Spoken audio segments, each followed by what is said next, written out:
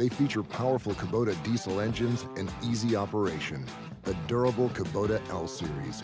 Talk to your local Kubota dealer today to schedule a demo.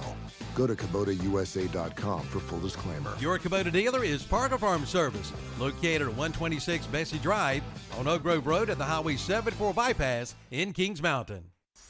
What do you need to be happy enough to walk away from work? Most adults agree that confidence in their retirement plan is the number one answer. Hey, we're here with Joe Pataruba of Belmont Capital Advisors. And Joe Pat, how hard is it to build confidence in a retirement portfolio? Mark, you would be amazed how many clients, how many folks come in for the first time. They're nervous, they're a little bit anxious because really they've never sat down and actually looked at a retirement plan. But what's amazing it is whenever they can walk away knowing that the confidence of where their income's going to come from. And so many times folks that were coming in nervous walk away with a lot of confidence because they're in better shape than what they originally thought. And Joe Pat, this is why you offer a complimentary one-page retirement income plan. No cost, no obligation consultation, and includes a deep dive into our portfolios. So take me through the steps of that one-page retirement income plan. It's really about why guess when you can know. Think about that. Why guess? Why wonder when you can know exactly? So our one-page retirement income plan is going to walk you through the steps. We're going to figure out exactly where you are and then show you what your chances are, how you're doing, and if you can retire with confidence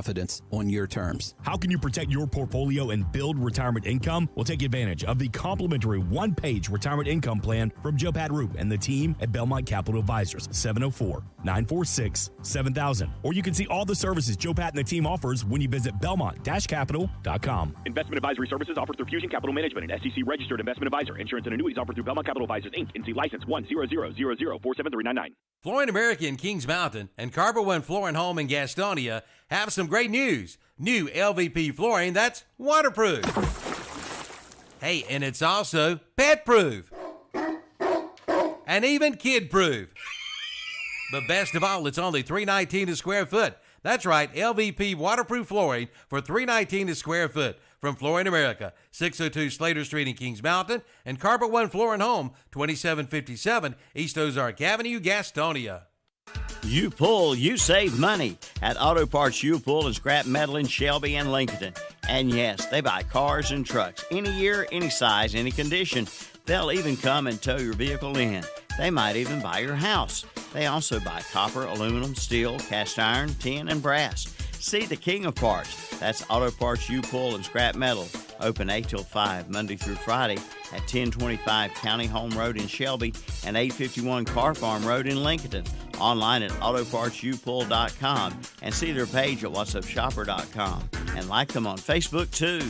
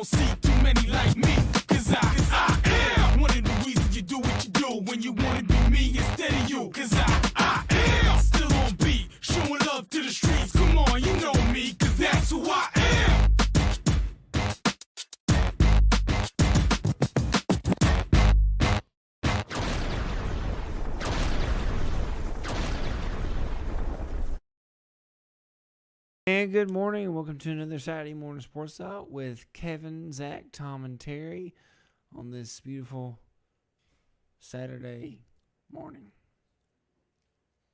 Yeah, he's got it. Yeah, I got it. He's got it. Where's the biscuits?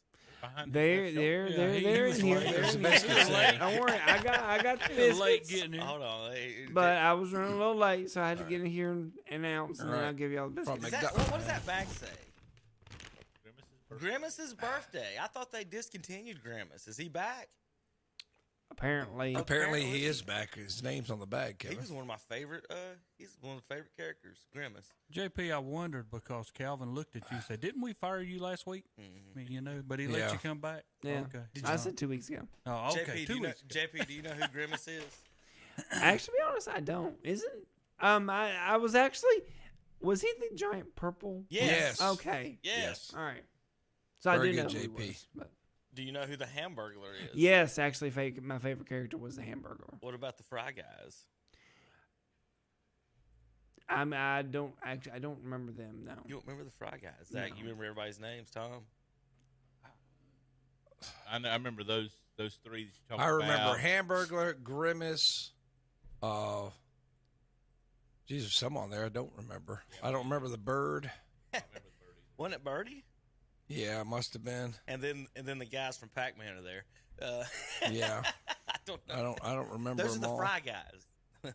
Yeah. The guys from Pac-Man. Anyway, there's your Who's the guy that looks like a German Kaiser next to Ronald McDonald? Maybe that's the original Ronald McDonald. I have no idea. I don't remember the him. captain either. You don't remember the captain with the parrot? I don't either. If you're listening on the radio 92.9 FM, where you can watch live on YouTube, and we always have some fun video and photos and stuff. And breakfast is brought to you by McDonald's of Cherville here, and Mr. Kuthan and the gang that provide us every Saturday. JP goes and picks it up. JP, what did you get this morning for breakfast? Sausage, egg, and cheese McMuffin. Sausage, egg, and cheese McMuffin. Well, we'll see what we got here in a few minutes during our next break. But good morning. Happy Saturday, everybody. Like I said, brought to you by McDonald's. I guess happy birthday to Grimace. We'll just say that while we're here. So happy birthday, Grimace. And then remember, does it say how old he is on the bag? He's JP? pretty old. Yeah, I know. Well, yeah. We remember we've got a remote today at 1775 West Dixon Boulevard, Classic Ford. So you can get Kevin's favorite food, a hot dog, if you go out there. So go get yourself a hot dog. Go get yourself some food. So check out Classic Ford today. I believe we got Dairy Queen today. This morning, of course, brought to you by McDonald's. Thank you, JP, for delivering the biscuits. If you're watching live on YouTube, you can see them. You can always watch the replays on YouTube. So if you listen on the radio, you're going somewhere, you're moving around, you can always go back and watch us live. I mean, watch the replays on Saturday mornings. But welcome back, everybody. Saturday morning sports talk. We've got golf to talk about today. Fun golf to talk about. We've got NBA, NASCAR. They got an off week this week. Race at Sonoma. We'll go over that in just a moment. Major League Baseball updates. Terry, we're the National League Central. We're both at the bottom now. Fight to the bottom. My God, y'all got. But we got like a 10-game lead on you. Oh yeah. Well, I mean, everybody in the world got 10 games. Oakland's even passed us. How's that? They had a 8-game win streak. That's what I'm talking about with 7. But I mean, they've passed us now. We are dead last. And you speaking of baseball, you want to talk about it now or later? Later. Okay, well, that's what I was introducing wondering. the show Because here, Kansas City, I'll tell you some jokes about them now. That's right. Well, real quick, we're gonna start a real quick roundup here of American Legion baseball. You can listen to it on WHS 101.5 FM and 1390 AM in Shelby, Cleveland County, and then also Cherville baseball on 1590 AM and 92.9 FM. WCSL here in Cherville in the Gaston County area. If you're listening to 92.9 FM right now, folks, you can listen to Cherville Postman Hunter baseball on this channel right here. But going down there's the standings for the folks watching online. Queen City's in first in the East. Matthews, Mint Hill, Gaston, I guess that's the Braves, and then Lincoln County, and then Gastonia. Lincoln County is 0-3, 1-5. Queen City 5-0, 7-3 overall in first place. Gastonia 0-4, 2-8 overall. You Gaston folks down there in the Belmont area, you guys are 1-2, 4-4 overall. In the Western Division, Rutherford County leads that 5-1 overall, and in the division, Burke County 4-1 in the division, 5-2 overall. Asheville in third right now, 4-2, 4-3. Caldwell in fourth at 3-4, 4-7. Cleveland County at 3-2, 9-4. And Cherryville at 1-4, 7-9, and Hickory down on the bottom right now, winless in the area, 0-6, but 2-9 overall. So there's your American Legion local early standings. Of course, regular season don't really matter much, does it, Tom? It's they had a few less teams this year. I noticed there Henderson County didn't have a team this year. Seemed like maybe a couple others didn't have one. Huntersville sometimes has a team. They didn't have one this year. I got to see it up close and personal. Matthews' team is pretty good. A lot of those kids from Charlotte Catholic play on that team. Some of the Marvin Ridge or Porter Ridge, one of those Ridge schools out there, also on the Matthews team. So I was pretty impressed with them. Gastonia is not bad. I mean, I just think that the Matthews was just better than them. They beat them, I think, Thursday night. And then we're going to have, don't we have coverage of Caldwell County and Cleveland County tonight? Do we have coverage of that, Kevin? I'll get to you that in just a minute. You were saying Matthews and who the other night you did? Gastonia? Matthews and Gastonia. I want to say it was 9-2 or 9-3, something like that. I don't see it. I got Matthews and Kramer, 7-5 on Thursday. Yeah, it was. What day is Matthews and Dallas is Wednesday. That was definitely Saturday. What day is this, Terry? Yeah, day Saturday. Thursday. Saturday morning. Thursday. We meet on Thursday. We meet on Sunday my afternoons. Lord. Yeah, that's the Legion B you're looking at. Oh, it is. Yeah. How did I get to that? Before you start making fun of me for not knowing what's going on. Well, I didn't know that was even. I didn't even know Richard Walker listed that. Getting the info from Richard Walker. How do you see? Yeah. Where's the Legion A then? I don't know. Back up here. There it is. There we go. Is that Is the that record, right? though? Yeah, 9-2. There you it go. is. Gastonia Matthews 9-2. Now that info makes sense. It is Saturday though, Tom. It is. Yeah, Saturday. it is Saturday. I meant the date like June 14th, 15th. Were them records correct? Did we do Legion B records? No, we didn't do Legion B. There's a lot more Legion B teams. I may have just scrolled away. I'm trying to think who else doesn't Yeah, have those one. records are right. Like Okay. Henderson usually has a team, and I'm trying to. Does Asheville have a team this year? No, I don't see an Asheville post either. Well, Saturday, June 17th, I'll give everybody the schedule across the board for this weekend. Caldwell's at Cleveland today. Gastonia at Lincoln. Lancaster or Lancaster. Which one is it, guys? Any votes on that? Lancaster. At Matthews, Terry absolves his vote. Matthews, Mint Hill at the Gaston Braves Day. Mount Airy at Asheville, Tom, doubleheader. How about that? Rutherford at Burke. Yeah, there's Asheville. Yeah. Florence at Davidson County, Florence versus Queen City, and Rock Hill versus Cherryville at 4 o'clock, and Fort Mill versus Queen City at 6. Let's scroll back up to the standings, though, where we had the standings at the beginning. Mm-hmm. Say when it got Western, there's Asheville. Yeah, Asheville does have a team. 4-2, 4-3. Yeah. Overall. Usually they get a lot of kids from TCR, and they're pretty good. So the 17th, that was today. Tomorrow's action, guys, is Gaston Braves at Lincoln County, Rutherford County at Cleveland County, and the North-South Challenge at Fort Mill, South Carolina. Rock Hill versus Queen City, Rock Hill versus Davidson, and Fort Mill versus Davidson County. Then Monday, Asheville at Caldwell, Burke at Hickory, Gaston Braves at Gastonia, Matthews at Lincoln County. On the American Legion schedule. For our broadcast this weekend, Tom was asking about today, we've got Caldwell County at Cleveland County, I believe. Yep, let me pull that for you folks over there. Caldwell County, Cleveland County, Rockies and Braves today at 4 o'clock on WCSL on this channel. Caldwell County and Cleveland County will be on 101.5 FM.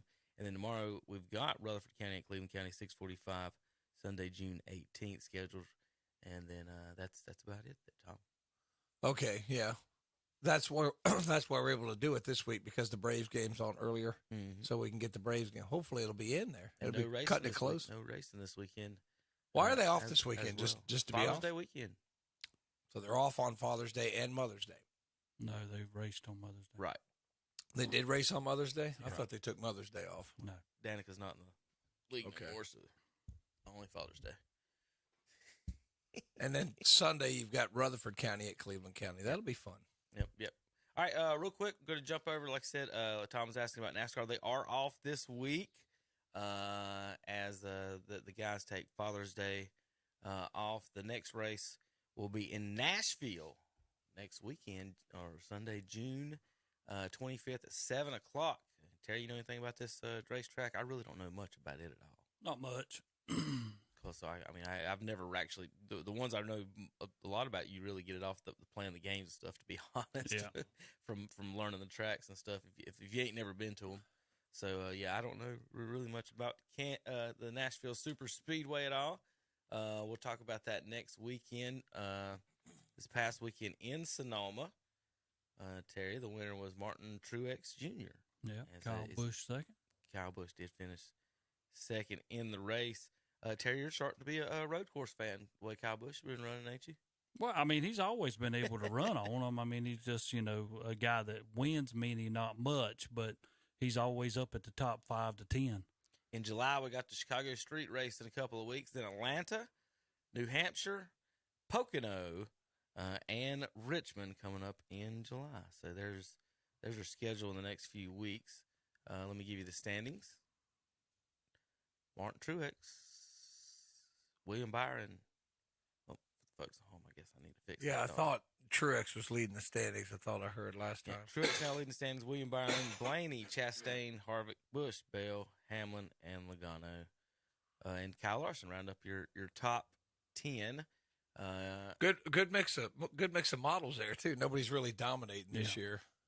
Terry, they did just announce that Jimmy Johnson will drive a couple of races like he did this year. Pretty much, I guess the same thing is what they're going to do. But the big thing was would he actually drive a Toyota? So that was a fuss this week about him driving the Toyotas. Now, did you guys see any of the Le Mans, Tom?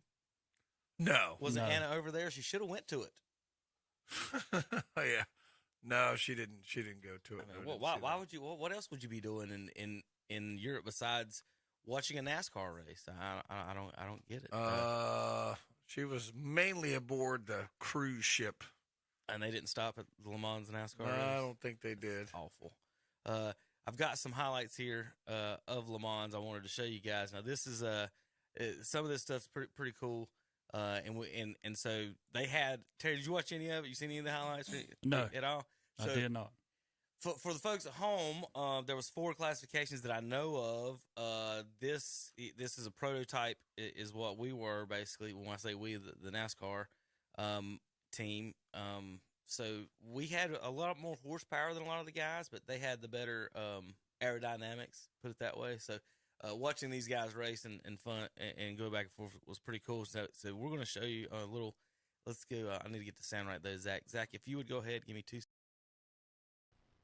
All right, this is Johnson. Now, well, it's crazy. It's a 24-hour race, and these road courses, Terry, when it rains, they just do the wipers. So same thing with this. In this event, Jimmy gets stuck on rain duty and at night.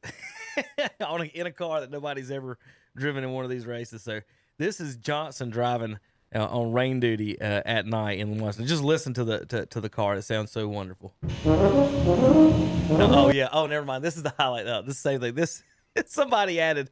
This is him passing a Ferrari, Terry, and someone added the Jaws music to it. So you folks listen. This is an American passing a Ferrari in Le Mans, and this is Jimmy Johnson at night. This is not the rain one.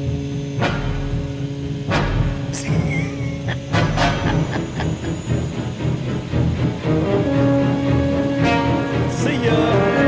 Bye-bye, Ferrari. As a goofball, he did that. That's funny. But what was funny is when they got on the straightaways, Terry, you could see the horsepower, the 750 horsepower just caught up with everybody. But in the corners with all the other stuff, it was a little rough. I'm trying to find the one in the rain. I had it a minute ago, but that one, Johnson was having a little trouble with that one. We'll show you that one here in just a minute, Terry. I got an idea for West Lincoln over there. So is it over a couple of days? It's 24 hours. Okay. So you race the race 24 hours, and wherever you are, that's it. Let's see. Jimmy Johnson chasing it. Let's see if that was it. No, all right, there's the one. All right, this is him chasing it down without the sound. This is the actual car sound. Here we go. Whoops, I got it muted.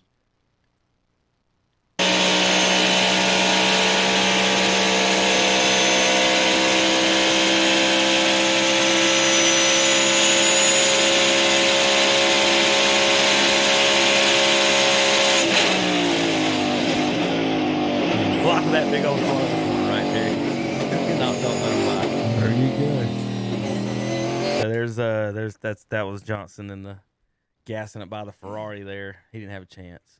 Terry, I forgot to show you Dave Thompson last week. He's a champion. He's a champion now, but he was the only man that says it could derail UCLA in the NCAA tournament. And then he also scored the highest point. I was trying to find the one in the rain. I had it. I don't know where I put it. Somewhere in my stuff. Anyway, it was pretty entertaining to watch the highlights.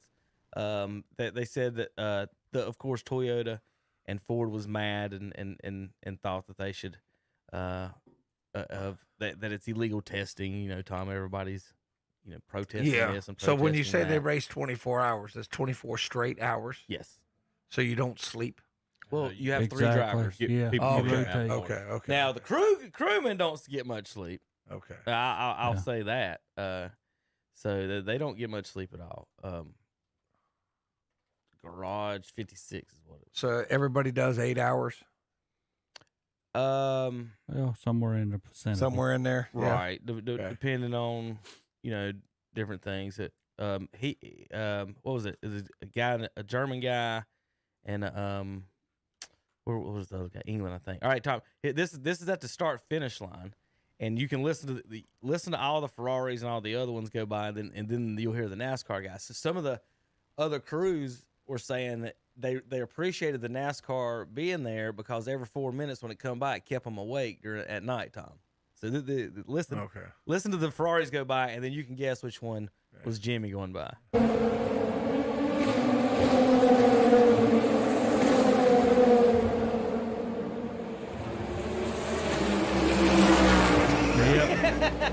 So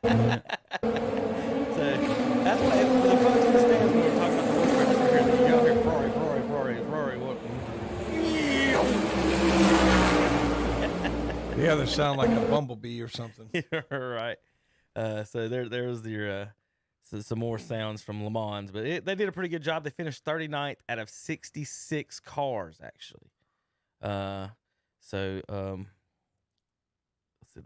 one don't have sound. So how long was the lap and all they had to do? It took 4 minutes. I think it was okay. Was it 8 mile? Okay. Track. It was a long track actually. So that's Johnson passing the. So they were using part of the city, right? They're using the city road, whatever. I'm not familiar with that much with how the track was. So this was in France. Yes, Le Mans. Okay. The Mans. Well, that's interesting. That's the folks there watching along. So who won it? Did a Ferrari win it? Actually, it did. And what was funny about it, they've not been doing good in F1. No, they've been getting smoked. And then F1. so all the Ferrari fans were mad that they actually did well and actually won this, and their supercar won it. Now their GTEs weren't as fast as the NASCARs. I wonder why. Zach, did you turn it? Oh yeah. Okay. This is Jimmy gunning it in a practice.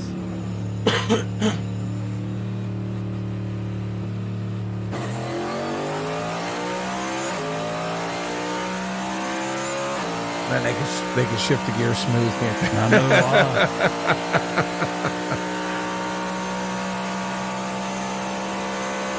Hey, you want to warm up your tires at 160, Terry? Think of that. But that's the straightaway that they were one of the straightaways they were passing on there. That the NASCAR team had a chance to get by. So they're just smooth through the. It's just a bunch of cool video to see from the guy. Oh, here it is. Here's the rain shot. It's Jimmy racing in the rain. Wouldn't that be fun? Try to navigate. You just try not to slam that blinking red light in front of you. Folks, listening on the radio, the windshield wipers going, they can barely see like 10 feet in front of them. But all right, that was the race this weekend. We come back, we've got Major League Baseball to talk about. NBA Finals. More is Jokic the greatest? This, that, and the other of all time. NFL. And more. We're going to enjoy our McDonald's biscuits on KTCBroadcasting.com. People getting shot at the parade. I invite you to join me and the boss as we broadcast live during Customer Appreciation Day this Saturday, June 17th at Classic Ford in Shelby. We'll be there with free Dairy Queen hot dogs, chips, and soft drinks. Come on in and register to win some great prizes, including a $50 gas card, free rounds of golf, free movie passes, free American Legion Baseball World Series tickets, and much more. Plus, check out the great deals, including 0% financing on new Ford cars and trucks. So make plans right now to be there. Customer Appreciation Day this Saturday, June 17th, 10 a.m. till 2 p.m. at Classic Ford of Shelby, located at 1775 East Dixon Boulevard. Online at classicfordofshelby.com and like them on Facebook too. Summertime fun starts with the 1969 Corvette Stingray, now on the line at Oak Grove Auto Sales, Service, and Body Shop. With the 350 V8 engine and 4-speed transmission priced at $28,000. Or head on out on vacation in a 2016 Chrysler Town & Country Touring Minivan for only $12,995. And coming soon, a 2010 Honda CR-V EX. That's Oak Grove Auto Sales, Service, and Body Shop, 522 Oak Grove Road, Kings Mountain. Online at oakgroveauto.com. Like them on Facebook too. A gas leak can be a killer. Just a small pinhole in a gas line put together with a small spark, and the unthinkable can happen. Now you can get a whole home gas line inspection by calling Today's Pro in Shelby. They'll be more than happy to come out and detect any gas leak that could lead to a disaster for your home. And with summer around the corner, see Today's Pro in Shelby for your pool supplies. And yes, they do pool water tests. And they can fill your propane tanks. Today's Pro, 1325 East Dixon Boulevard in Shelby. Call 704-600-8393. Online at todayspro.com. Like them on Facebook too. In an uncertain market, you can choose a stable way to invest your savings. Carolina Federal Credit Union's high-yield certificates of deposit offer competitive fixed rates up to 4.5% APY. They are NCUA insured and have no monthly maintenance fees. Contact them today for more information at 704-435-0186 or check out the rates at carolinafcu.org. APY is the annual percentage yield. Certain minimum balances will apply. Rates are subject to change. It's summer travel time. No matter where you're headed, head first to Butler's Tire and Auto Service in Kings Mountain for a quick auto checkup. They are fully staffed and ready to serve you for all of your automotive needs. And now take $25 off your service bill. And all tires are at cost with an installation package, and they carry all name brands. That's Butler's Tire and Auto Service, 404 East King Street in Kings Mountain. Online at butlerstireauto.com. See their page at whatsupshopper.com and like them on Facebook too. The new small engine repair shop is now open at Bean Brothers Hardware and Supply in Lincoln. They can fix anything with a small engine, from chainsaws to generators to tractors to zero-turn mowers, from tune-ups to complete repair. All full service includes an oil and filter change, grease, tire and belt check, level the deck and clean it, sharpen your mower blade for $8 off the mower, $15 on the mower. Sharpen your chainsaw for $8 off the saw or $15 on the saw. Sharpen your hedge trimmers for $45, and they offer pickup and delivery. And don't forget, they do small engine rentals too. Bean Brothers Hardware and Supply, 969 Reachfield Road in Lincoln. And we're back on Saturday Morning Sports Talk. Kevin and the gang. They've got a little bit more sports to talk. So, oh, wait a minute. Let me turn them on. There we go. There you go. Turn us on. Morning, JP. How was your biscuit? We all just scarfed ours down. Yeah, we did scarf it down. It was good. I'm licking my lips now trying to finish it up. And want to make sure everybody knows that we've got a remote going on at Classic 4 today, 1775 West Dixon Boulevard in Shelby. Go see them at Classic Ford. That's where hot dogs, chips, drinks, register to win all kinds of prizes, Honey Hunters tickets, for you folks in Gaston County, maybe some Crawdads tickets, movies, golf, and more. I need to go down there because I don't know the code on the door of my Ford. I need to go down there and see if they can tell me what the code is. I need to go down there today. It's a mystery. It is. No, my wife had to get her a new key. Yesterday it was hanging on by a thread. Real quick, do want to make a quick announcement. This week on Tuesday, if you haven't signed up for it, golf tournament fundraiser this week for Gaston County District Attorney Travis Page over at playing at Kings Mountain this week. So hopefully I'll have pictures of our victorious team next week for you guys. But we are going to play Tuesday. There's two shifts or two flights, a morning flight and an afternoon.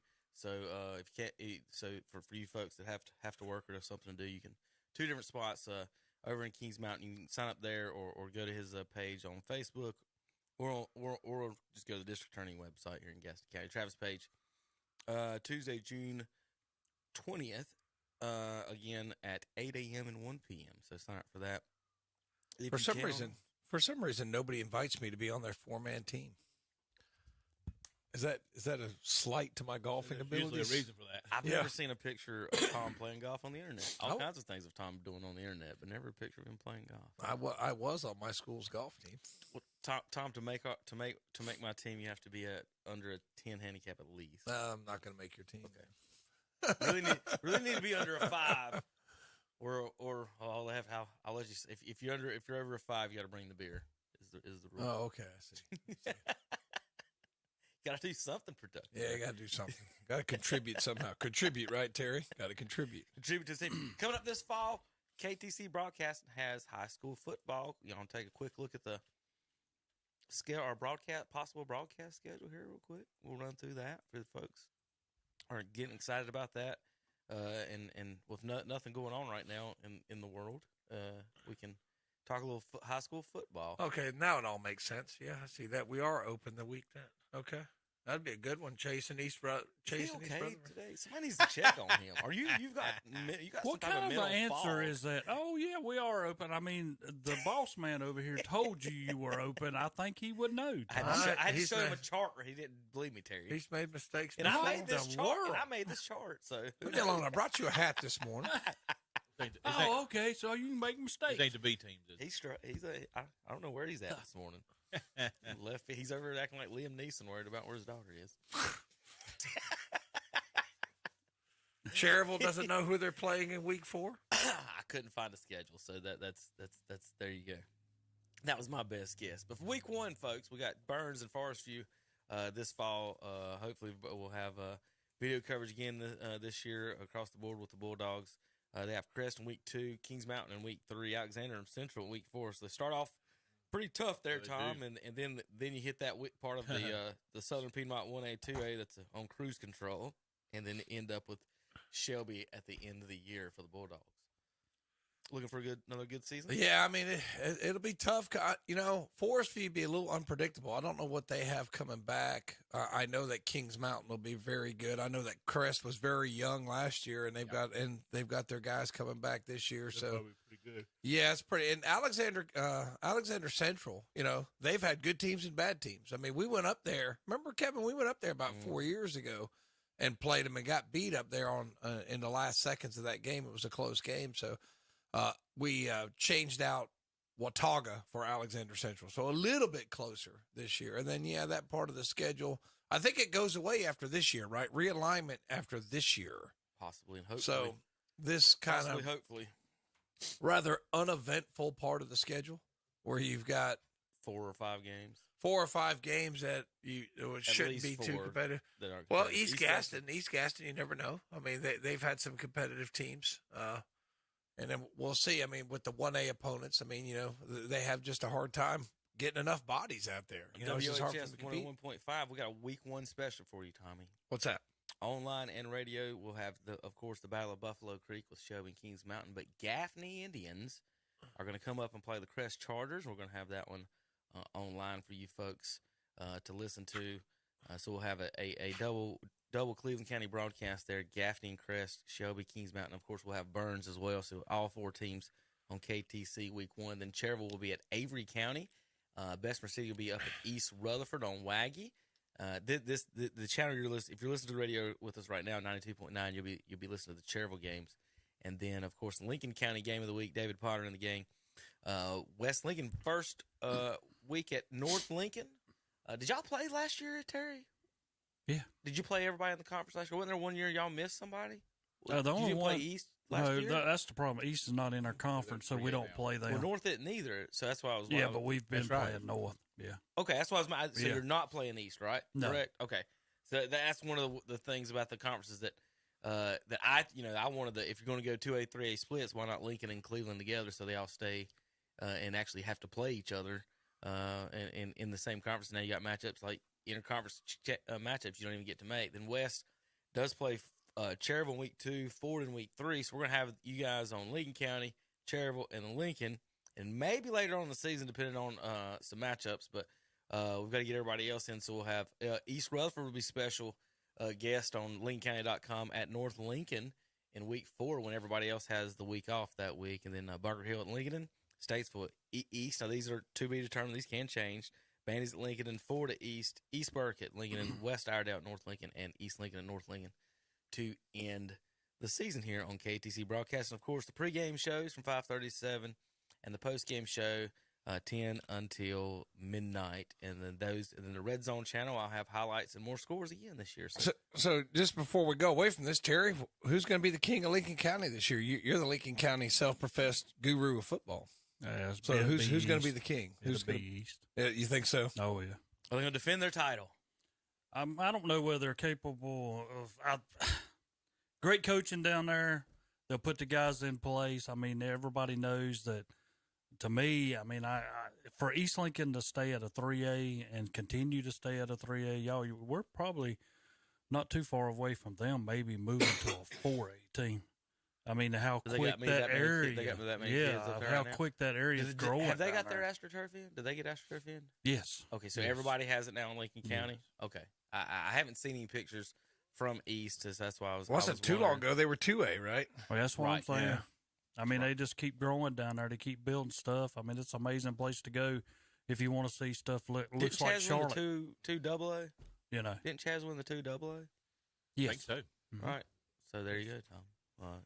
Just, well, we don't know what they're going to be when we go. We're going to go 6A, 7A. Everybody puts their finger in their opinions on it and whatever they end up deciding with that. So we'll have some big matchups on WHS for you folks in Cleveland County. Shelby at AC Reynolds week 2, Crest Shelby week 3, Olympic Shelby week 4, Crest Ashbrook, Kramer Crest, South Point and Crest on September 29th, Kings Mountain and South Point in October to start that month off, and then we'll end with Crest and Kings Mountain to end the season there. So, all right, folks, when we come back, we're going to talk Major League Baseball, NFL, NBA, and more. Golf, KTCBroadcasting.com.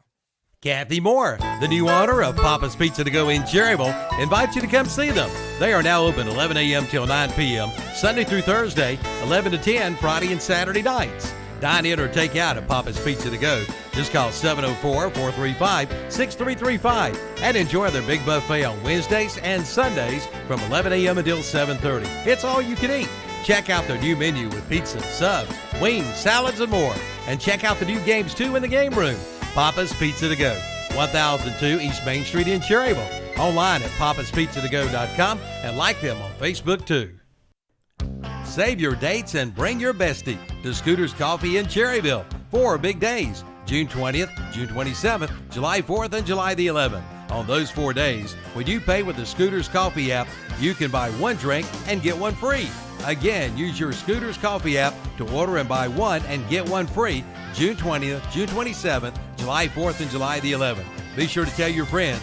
That's Scooter's Coffee, 2507 Lincoln and Highway, 150 East in Cherryville at Walmart. Open 5:30 a.m. to 9 p.m. 7 days a week. Join us for our live Sunday morning worship services on WHS. It's the Sunday morning worship service from Calvary Baptist Church in Shelby, and on WCSL, it's the Sunday morning worship service from First Baptist Church in Cherryville. With CF Moto, you have the power to conquer more. From rocky creek beds to colossal mud pits to wooded mountainsides, CF Moto high-performance vehicles rip through the toughest terrain with ease. Outfitted with custom-designed liquid-cooled 4-stroke engines and an unmatched assortment of standard features, the CF Moto ATVs and side-by-sides do more than crush trailheads. Whether you're looking for the ultimate adrenaline rush or a heavy-duty machine, you can take on anything with CF Moto.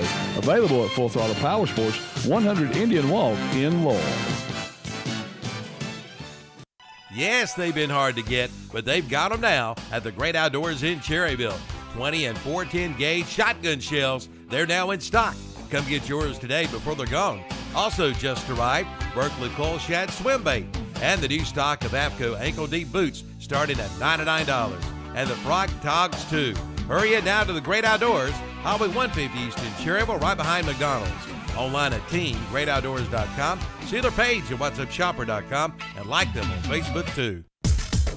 Triad Corrugated Metal in Lincoln is this area's headquarters for premium metal roofing and supplies. And now just arrived, square tubing for metal carports and metal buildings. Give them a call at 980-429 2278 for pricing and sizes. And they have a wide variety of colors. Visit the website at triadcorrugatedmetal.com. And like them on Facebook too. Triad Corrugated Metal, 108 Industrial Park Road in Lincoln. And we're back on Saturday Morning Sports Talk. It's a terrible call, Tom. Terrible call. With Kevin in the game. Tom, this is my recommendation for Burns. You know, we got fireworks. We got Amish up there. Check this guy out. Zach, hit the...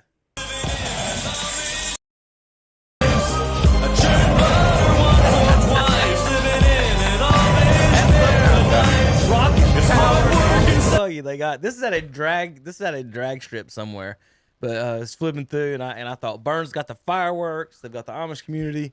This would be a fantastic show on the track. They go around the track. When I had the driver's ed car the other day, they go to Dollar General and they hook up their horses. But when I'm like, why are you at Dollar General if you're living the life? Why are you at Dollar General? That's what I couldn't figure out.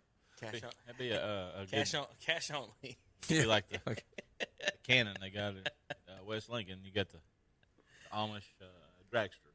Oh goodness. We'll talk baseball real quick. Why? We're gonna talk about our last place teams. Yeah, Cleveland who's in last? Cleveland avoided Everybody. the sweep in San Diego. They won the last game. It was a miracle. The standings are still in order in the American League, by the way, in case you were wondering. Let's see. Minnesota had jumped ahead there for 1 second. Now they're right back where they was. Yeah.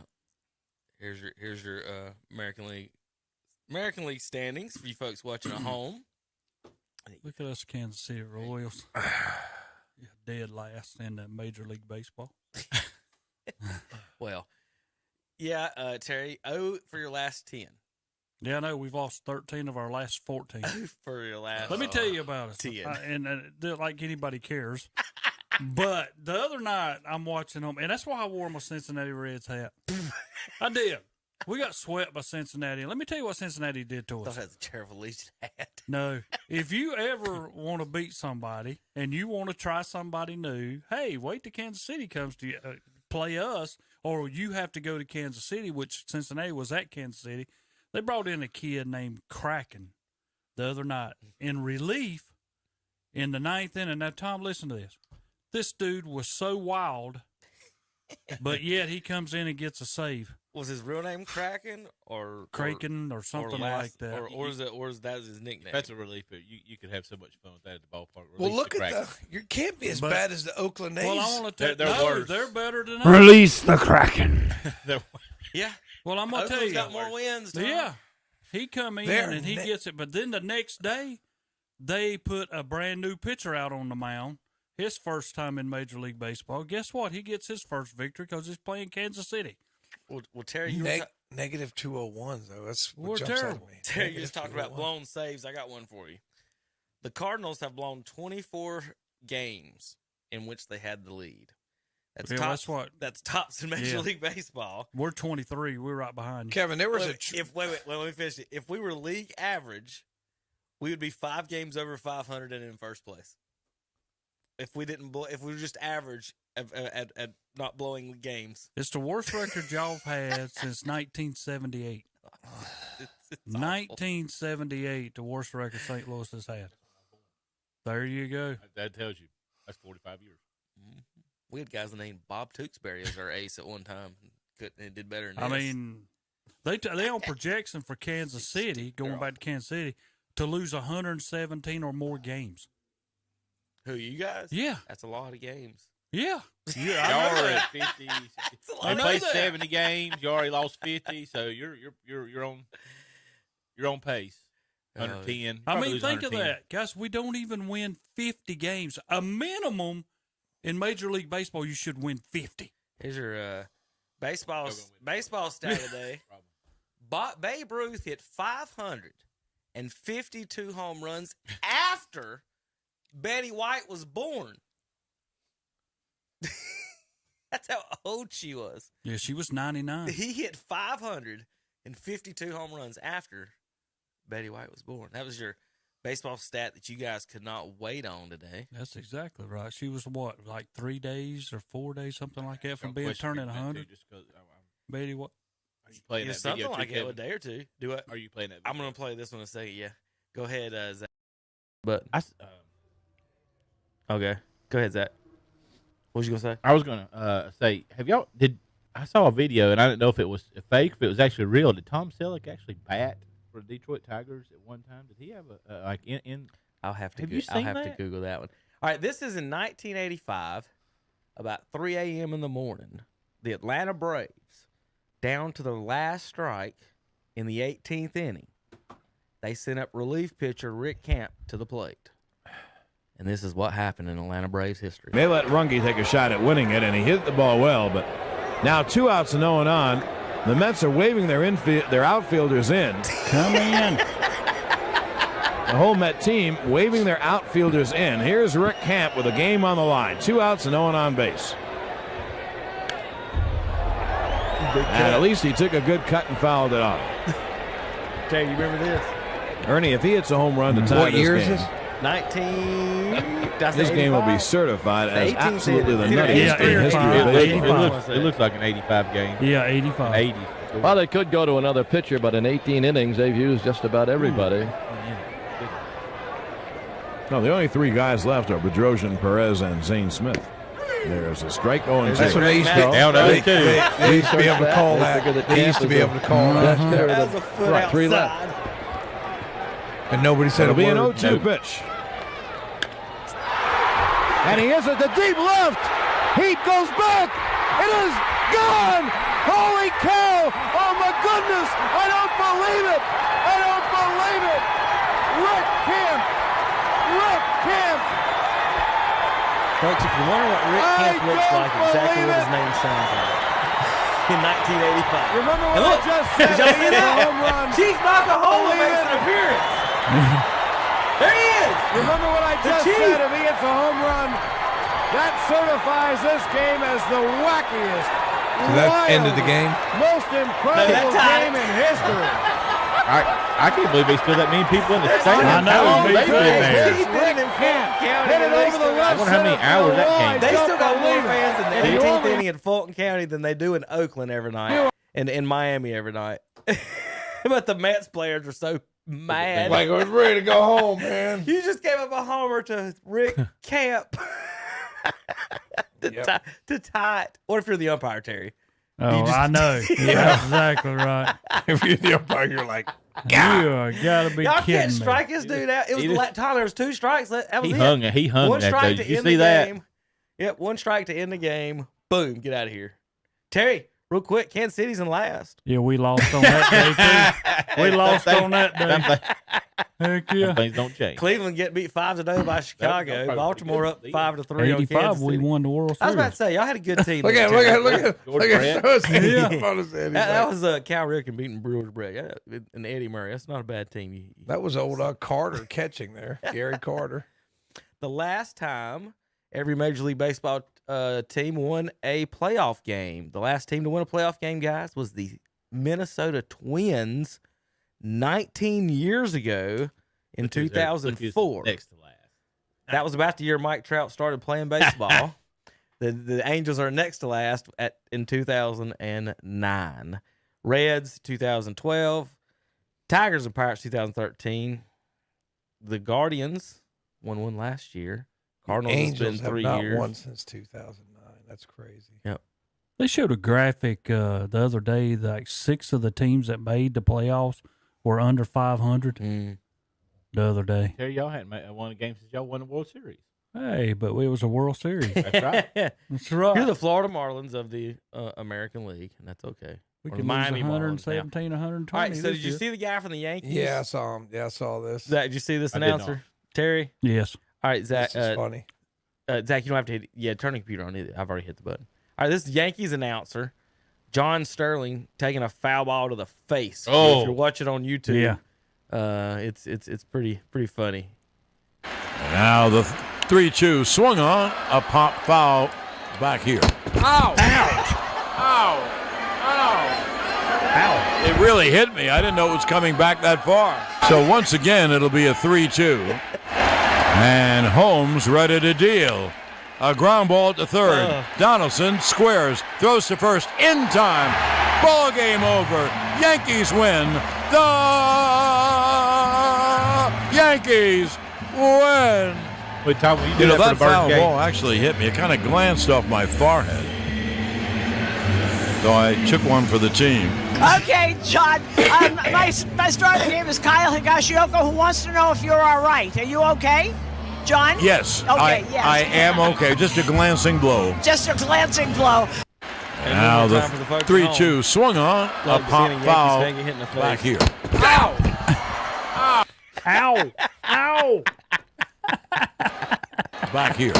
Now. That hit it pretty good. It did. It bounced off the table. Funniest thing is the funniest thing is his face because he's watching them. Yeah. He's watching the pop. Move. It just right, like who watches the ball put your hit hand you in out the there, face? try to catch it. I mean, he didn't lean back. He just watched it bounce off the table. Well, that's Right one of the kids that's non-athletic at all. You put them in the outfield and they just watch the ball. That's what it's like watching David Ortiz play first base. If you was wondering why he's played DH, so there you go. Guys, I'm not going to say nothing, but I was in a practice one time and we had some guys that never played before that were trying the sport, and we had a guy get hit right directly in the head. Oh, I'm sure. Yeah. Now he puts up his glove and he said, "I got it, I got it," and I said, "Boom!" Now, Tom, I know you didn't start broadcasting until the 2000s, and you didn't, it wasn't the 1900s when you were broadcasting. Back in the 1900s, a lot of these fields didn't have the great netting, and at Cherryville, they did not have netting at one point, and the balls would go up over. And if you look, Tom, when you go to Cherryville, they have wooden flippers, whatever, big giant pieces of plywood that you would put over the windows there, kind of like Kings Mountain has with theirs. So you know how you can get a foul ball at Kings Mountain is the same way at Cherryville, but much closer to the plate. And that I've seen a few come in there and almost catch Scoop Kaiser and Danny and Dad and Milton over the years. So it can happen, but that guy's like 300 feet away from the home plate. But he called it all the way to his face. That's the thing. It's not like he was surprised. He watched it. Yeah, he knew it was coming. It's coming right at my face. Pow! And then he goes, oh. He's a tough. Pop foul back here. Watch it. He's pretty tough, though. Back here. Look at that. Back here. See, I didn't know when that happened. Back here. When I saw it. I didn't know when it happened. I didn't know if that was from like years Back here. ago or what. I don't know. It really hit me. I didn't know it was coming back that far. Yeah, but I watched it all the way. If those glasses didn't break. It's like the center fielder sitting there watching. Like, here it comes. Right. Here it comes. That's all I can see. Ball off the top of the head. Wait a minute. I'm not Home run. supposed to put up my glove yet. He could at least done the sandlot and just stuck his hand straight up right. No protection. He just did nothing but call. He called that ball. He was the most professional broadcaster, Tom, in the history of broadcasting. He called that ball till it hit. Right in the face. Right till I it landed. took one for the team. So y'all remember that when y'all It hit calling, me. calling the games. That is funny. Don't call incomplete passes until they hit the cheerleader on the sideline. For now on. Yeah. I just think we need to make Tom do the Yankees win with the Burns. All right, in 1917, Ernie Shore almost threw a perfect game of 27 consecutive outs, but was only credited with a combined no-hitter because he pitched in relief of Babe Ruth, who was thrown out in the first inning for punching the umpire after walking the leadoff batter, Tom. So that's what... I've actually read that story somewhere. I can't remember where I read it. But, yeah, he punched the umpire and was thrown out of the game. Can you imagine if you did that? That'd be a year suspension today. First batter. All right, you guys ready for this one? You want to be blown away? You know, your Angel stat a minute ago that you guys were like, wow, that's crazy. This was even worse. This is way worse as far as surprising. Number of days since a team had a batter that had a 3 home run game. Do y'all follow? Yeah. Yeah. Number of days since the team had it. This was on June 11th, so this is a few days ago. So Cleveland was only 3 days from that. They were the closest. Oakland, St. Louis, Texas, and LA all had to win within 100 days. Terry, you guys are pretty far down on this list. We're probably almost last. You're not last. There you go. Look who last is. Yeah. But now I'm gonna tell you now. Dead last. I don't know what's the dimensions. Kansas City's deep. You got to hit one to get it out of Kansas City. It's been 2,588 for 3 home days runs in one game since Kansas City had a player hit 3 in one game.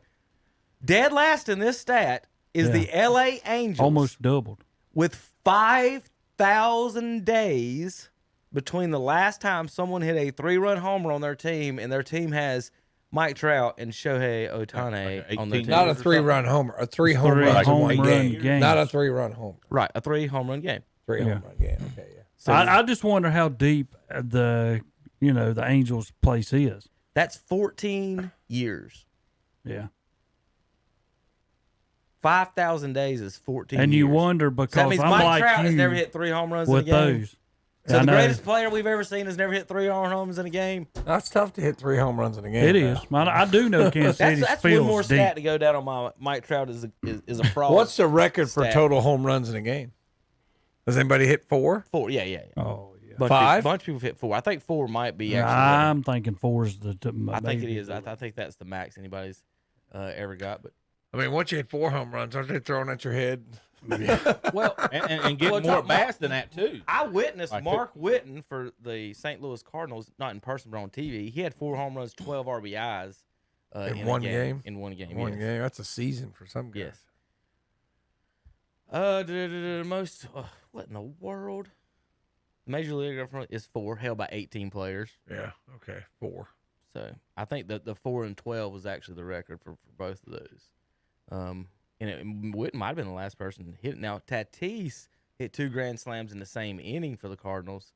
I don't know if anybody's ever done that before in any of them. Yeah, I kind of remember when that happened. 2 grand slams. All right, so the last one, I'm totally wrong on that. Last one, J.D. Martinez was the last one that had hit 4 home runs for the Diamondbacks in 2017. Scooter Gannett had 4 home runs for the Reds in 17. Josh Hamilton in 2012. Delgado in 03, Sean Green 02, Mike Cameron 02, Mark Whitten 1993. That's how far back my memory goes. I remember watching that one on TV.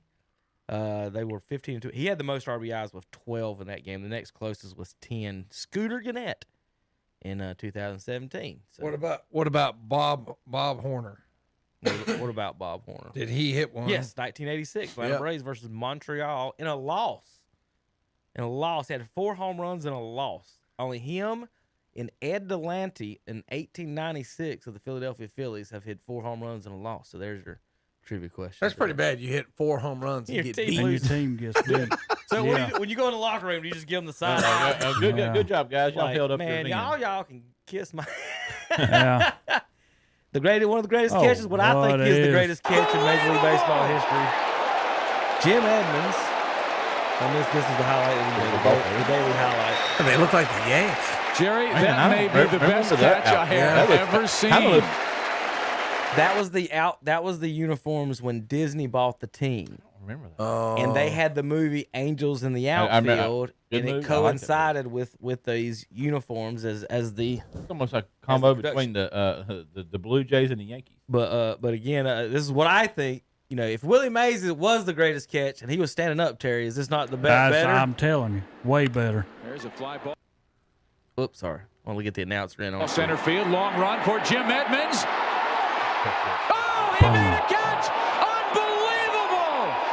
It's unbelievable it didn't hurt himself. No Yeah. My best friend at Bessemer, left-handed, looks exactly like Jim Edmonds, Terry. He played center field. Didn't have an arm, couldn't hit like him. But twins. Lefty walk like That top before of his after front. he came to the Cardinals, right? He came to the Cardinals after that. Yeah. So that was the Jim Edmonds play. And I had one more for Edmonds, what I thought was maybe even better, Terry. What about the one on the hill? Do you remember that one? Anyone? Jim Edmonds in Houston? Yeah.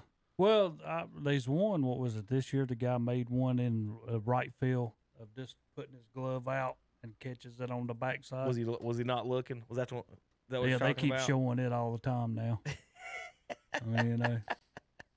You don't like that one? No, I did because he wasn't even looking. He just okay. stuck his glove out. And the ball goes in it. I thought you was being the old man. So this is. What about this Oh, one yeah. on the hill? I would not want to play. Feel like that. They can blow a knee out or something. Transition. Well, the Edmonds was always voted as hard that is. one heck of an outfielder, and all you got to do is That's see almost these. very similar to the other one, just not as much extension. Right. It's always hard to make that call too, as an umpire, because you can't really see it. Bobble Yeah. and everything. Yeah. I missed the hill. They took it out. Right there it is, up the hill. Boom. That is crazy. I'll say him and Griffey's the best outfielders I've about seen. I might put Ichiro up there too. Bo, he was pretty good outfielder. Bo, well, yeah, but He had Terry, a I was freaking- 3 years old when he was No, playing. there ain't nothing wrong, man. He had a cannon. Yeah, he did. He did. I saw him really catch did. one off the fence and dadgum had third. and one at home. It's like the ball never got no more than 5 or 10 foot off the air. They said supposedly when he first went to Auburn, he took a football and threw it and somehow hit the scoreboard. Like he threw a football from the field and hit the scoreboard with it. He's one of those people. No matter whatever you tell me, I'm gonna believe it. Zach hits butt. Sorry, Yeah, he's gonna be he's one of those guys never played the sport before to go out there and beat everybody. National League Braves do have a 5-game lead over the Marlins. Marlins and Phillies over 500. Mets and Washington under. Don't that hate you when the Mets keep falling back? Yeah, right. How much money have they spent? They were Atlanta went up there they and were right swept on our heels.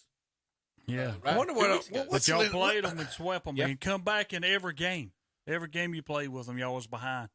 And even one of their players said something about throw it there again after the Mets had taken the lead against them. And then Atlanta comes back and beats them, and I love that.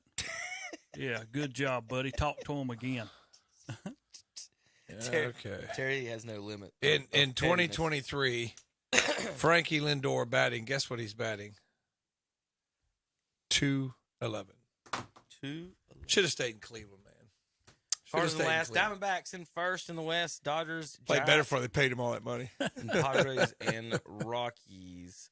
All right, I've got one nomination. Here's our first nomination for the Play of the Week. Okay, Play of the Week is going to go to a local, not a local.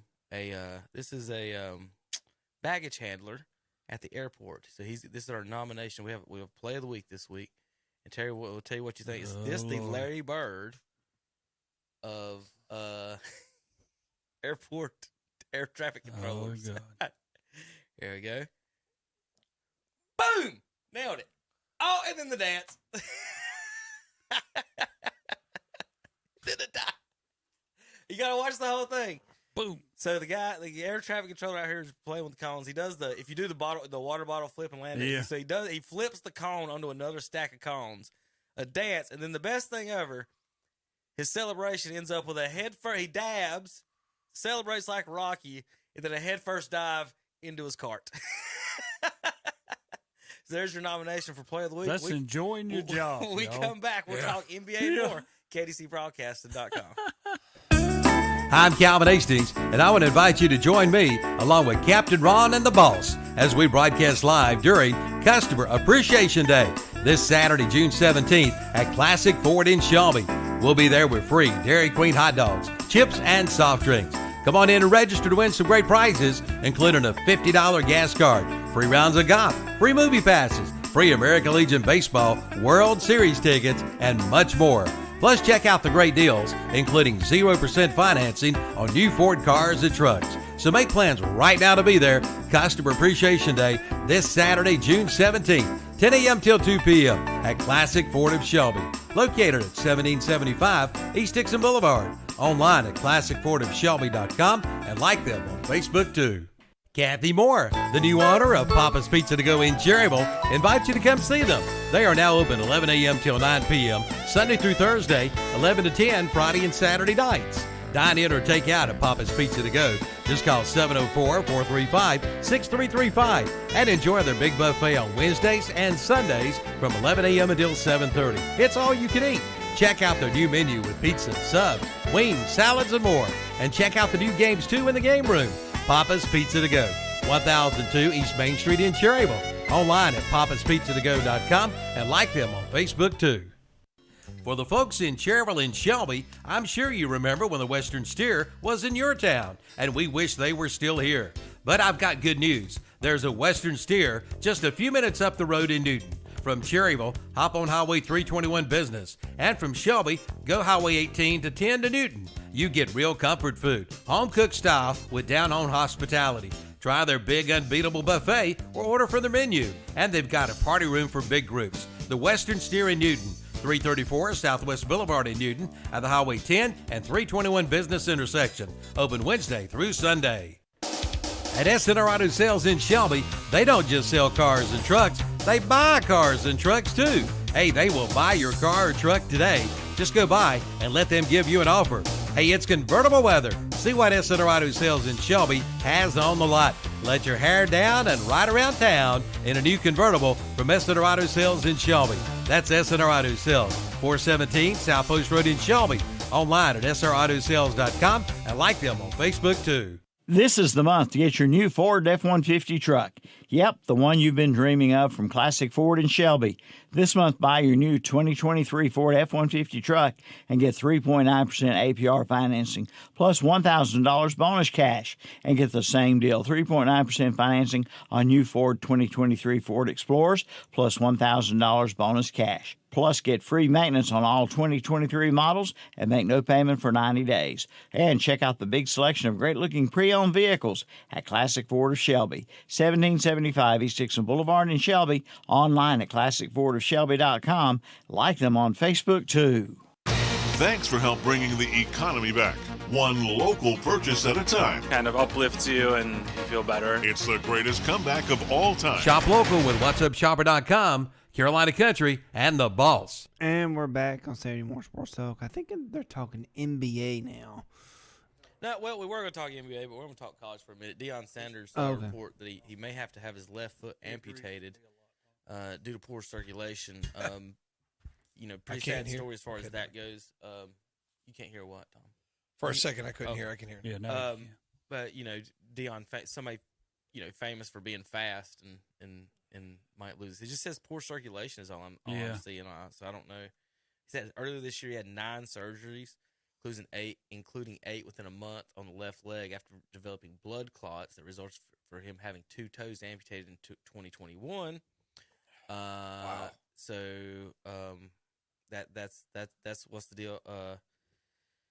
They do a lot of it on video, and with him doing it, so a lot of it's covered as far as that goes. You can go watch some of the shows and everything. But coaching there in Colorado, they released their schedule last week as well. It looked like a pretty way more formidable than what some of these SEC schools will do. That's the SEC, whatever I said, SEC schools. I'm gonna pull that up real quick. College sport. Wow. Anyway, NCAA football. Let's pull up the real quick. I wanted to see that because some of them, everybody was bragging about their schedules. Yeah, in Colorado, had a and we figured out last year they won one game. Yeah, one. So TCU, Nebraska, Colorado State, Oregon, USC, Arizona State, Stanford, UCLA, Oregon State, Arizona, Washington State, and Utah. Terry, did you hear me say one Division I AA team in that schedule? Oh, I know. Well, I mean, I look at it. There's 2 ways I look at this. Except Colorado State is the only Power 5 on there. That's in local rivals. They really should be. They won one game. If he does not win but one game, all the people are going to say, "Well, my God, look at our schedule." Yeah. I mean, if you win 2, you double it. That's it. That's what I'm saying. He comes out and wins 6. He's good either way. They probably will win. Week 2 tickets for Nebraska at Colorado. First home game of Deion, $230. You know that right now. Stadium's going to be rocking. Mm-hmm. In Boulder, Colorado. Back to 1990. Is that when they won the? That's when they won the code. Yeah. So a couple of things on college sports. I got a couple of notes. All right, and this is one of the things that we talked about, guys, when we went to the name, image, likeness. Did you see this Drake May story in the Tar Heels? Yeah. Oh yeah. So Drake May and 6 of his North Carolina wide receivers have signed deals with Jimmy's Seafood and Famous Meals. Each athlete will receive weekly meals through December. I would do that. today. Isn't that awesome? That's what I'm saying. And so this was one of the things that I pushed a lot when they said this, is that this will be a fantastic way to feed these athletes and their people around them and their families, and help in a way that, hey, you maybe feel dirty giving an athlete $20,000 to play for your school, but to feed them every Monday, that's one of the things you can't ask for no more than that. And I give him a lot of credit. I don't like what he said last year about state, but I give him all the credit in the world for signing that. Right. This is basically May sharing it with his receivers, because they wouldn't have signed it with just the receivers. I would assume they wanted Drake May's face on it. Right. But here's something neat about it, guys. How about a local tie to it? You do know who one of their wide receivers is, don't you? Kobe Paysauer of Kings Mountain tweets out, "Thank you to Jimmy Seafood and Heels for Life, Name, Image, Likeness for sending my dad crab cakes for Father's Day." So Jimmy's Famous Seafood has sent their wide receivers dads crab cakes for Father's Day. There's a picture of look at all the food he's got there. There's more than just crab cakes for dad there. There's 1, 2, 3, 4, 5, 6. I see 7, 8, 9. Wait a minute, y'all don't even see all the boxes. Look at all this. Yeah. There's shrimp, Mongolian beef, all kinds of things for these guys to eat on. And this is one of the things that if you are a local business, and this is what I wanted to stress, like say, Tom, Ben Mooney got offered Gardner Webb this week, right? That's right. Yeah. Local Cleveland County kid, if he goes to Gardner Webb. Well, if he goes somewhere else, why wouldn't a local Cleveland County business like Classic Ford here in town, or a food joint, one of our barbecue businesses, be like, hey, Ben, we're going to sponsor you, we're going to feed you every Monday. Tweet out a picture of you eating our barbecue on Mondays and a shirt on. That's all it is. And I think if local business could really get into this type of thing, I think it would be fantastic for the kids and maybe local communities. And the reason I say this, Terry, yes, this is big time names and stuff, but you could do this with any sport. Yeah. Wrestling, cheerleading, whatever if you know a local kid that's a college athlete, you can now sponsor them folks and feed them without breaking any laws and things. So I think clothe them, whatever. I think it's a good thing for some of and definitely the less fortunate kids. Drake May don't need crab cakes. His family has money, but maybe his wide receivers do, and that's true. I think that's a good thing with this. So I did want to mention this in college before we started making when fun I first of heard State. when I first heard the Ben Mooney news, my wife read it as he accepted. And it's like I was like, well, read that again. He said he is offered. He's been offered from Gardner Webb. So. Right. So yeah, Speaking of offers, Ja'Varri Green was offered Alabama. Yeah, that's what I heard that too. Yeah. So if you're wanting to get in on a name, image, likeness local business, you better get on that train before it gets too expensive on Ja'Varri Green, Crest wide receiver. Let's see, Tom. I think that was one more about college. Top schools athletic revenue in 2022. Anybody have a guess on who made the most money in 2022? Ohio State. They did. I don't see how. How else do you get? Because that's what they have, Kevin. They don't have the beach. They don't have the mountains. They have football. That's what they put their money into. Preseason #1 for ESPN, so you know they're jinxed. They'll lose 3 games so they made play in the Alamo Bowl or something. Tom, like they that. made $250 million last year. Texas at 239, Alabama 214, Michigan 210, Georgia 203 is your top 5. Look at it. 4 of the top 12 are Rust Belt states. You wonder how that happens. There's the declining states. Well, that's what they have left. They have their football. Sitting up there 14. Virginia.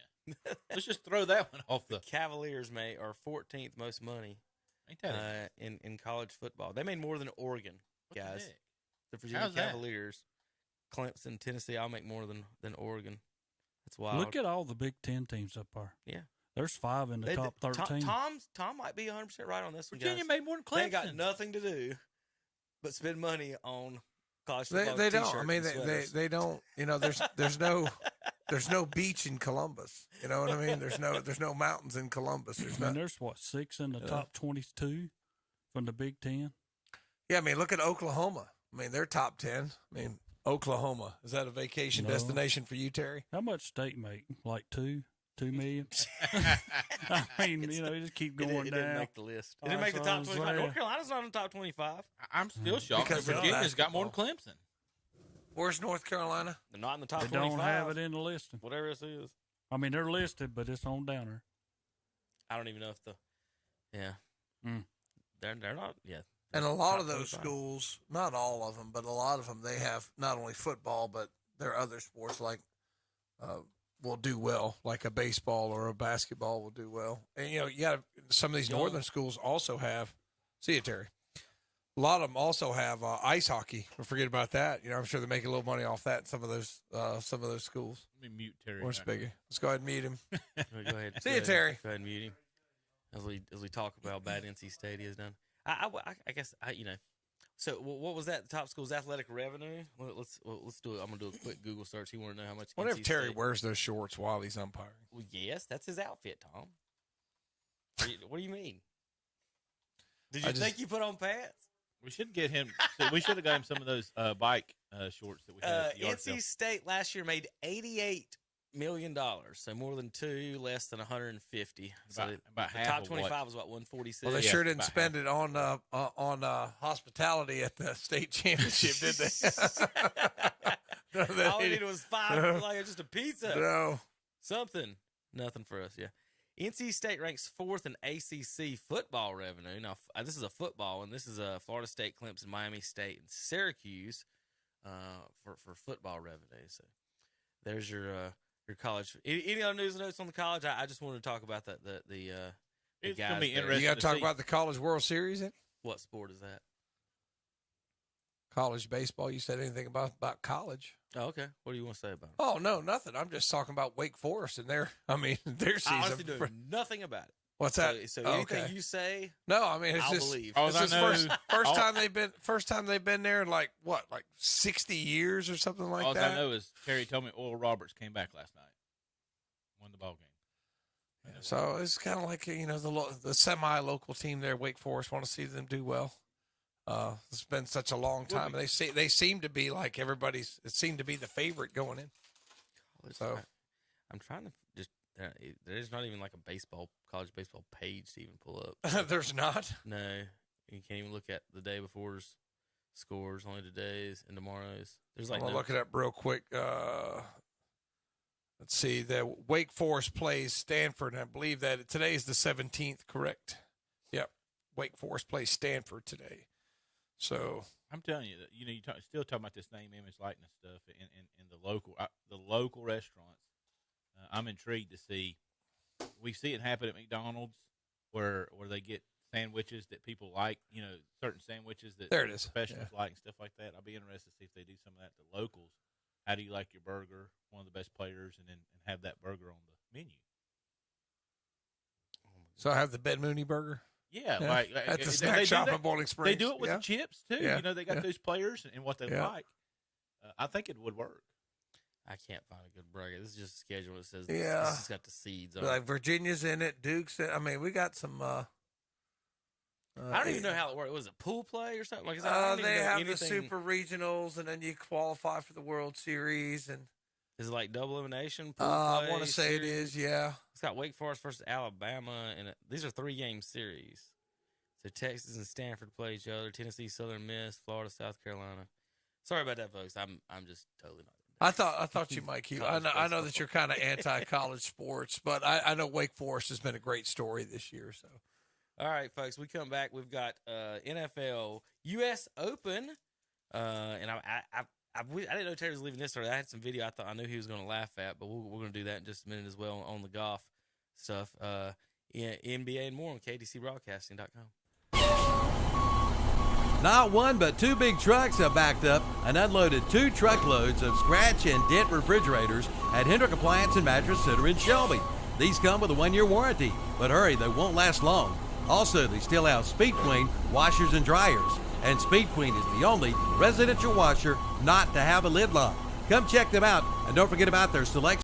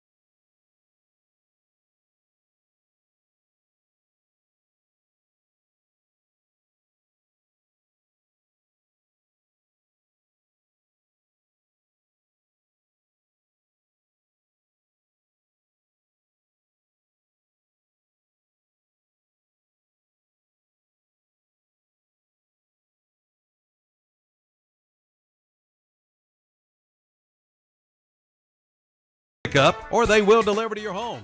They run their own trucks, keeping their showroom full of a wonderful selection of sofas, recliners, sectionals, bedroom, dining, and mattresses.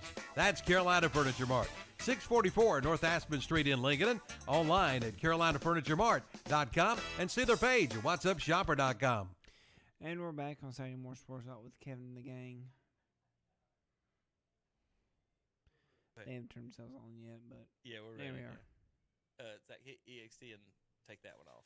There we go. We're hearing the echo in our ears.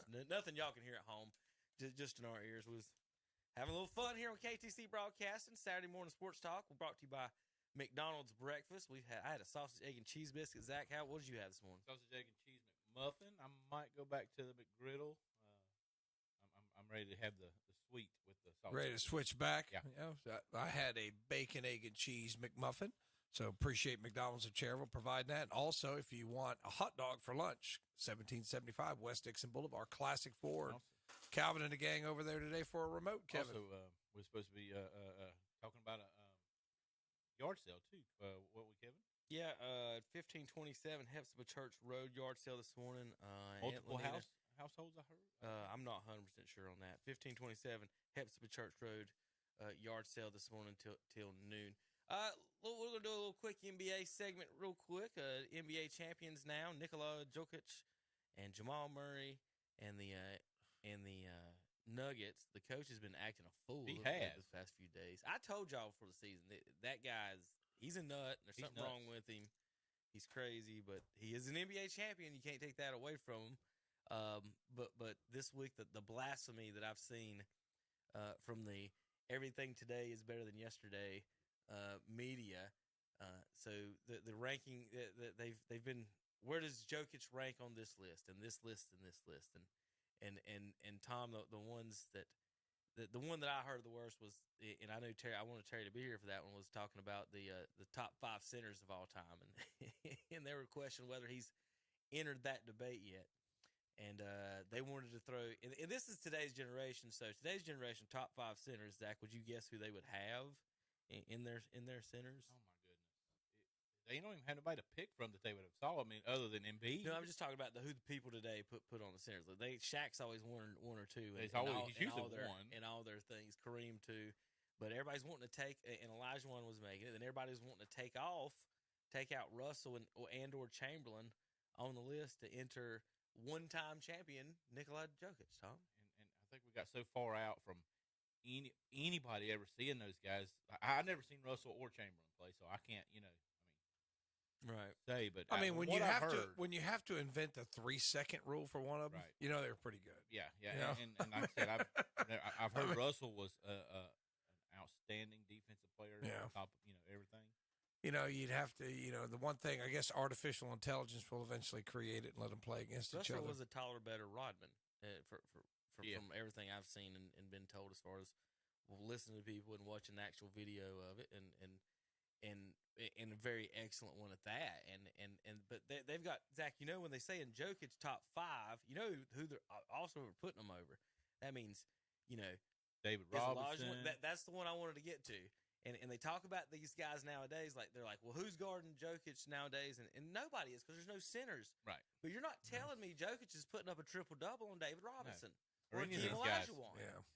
So like today, if he's guarding someone that can't guard him out on the perimeter, a big man, he goes by them. Okay, if he takes him to the block, the little guys or whatever. But and so I just don't see, without the centers of yesterday's, and they were talking about, they were matching up, that one of these shows did a matchup, and they had.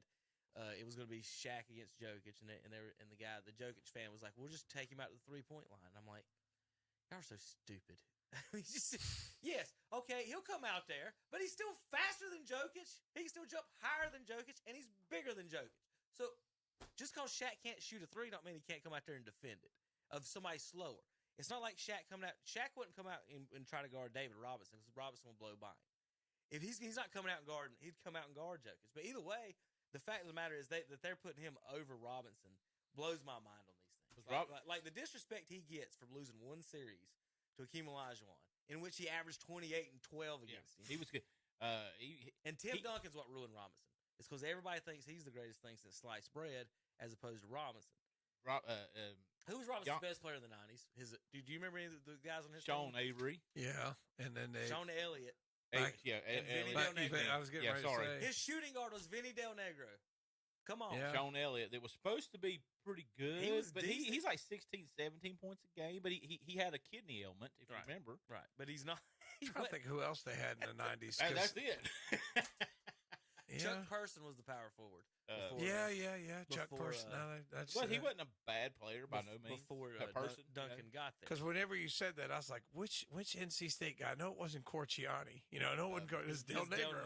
It was Del Negro. That's right. I forgot about that. Well, yeah, they're trotting those guys out there as his teammates, and that was he had Giannis's body before Giannis had Giannis's body. To me, that's the closest. You're exactly. Giannis is David Robinson to me. He's a right-handed David Robinson.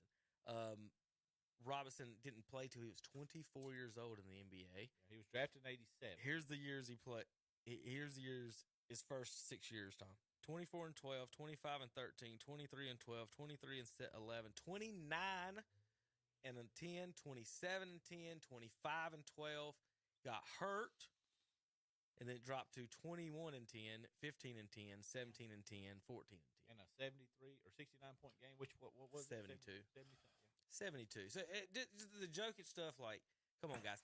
The one I laughed at was when they said, "Is he the best European player ever?" As well. What about Dirk? That's what they're putting him over him because he has 2 MVPs. And this is the point that I've made over the years is that just because you win 2 MVPs in an era versus nobody like this versus nobody guarding you or Embiid is competition. Like, that don't make you what again, if Dave Robinson was playing today, Zach, with nobody guarding him, nobody in the paint sitting in the middle, he averaged 27, 29. His first 6 years I can do that. It'll do it for him. And they wasn't focused on going out. David Robinson had a decent jump shot. First 7 years in the league, he averaged 26 and 11. Mid-range anyway. And today with no defense. What Jokic averaged that with nobody guarding him.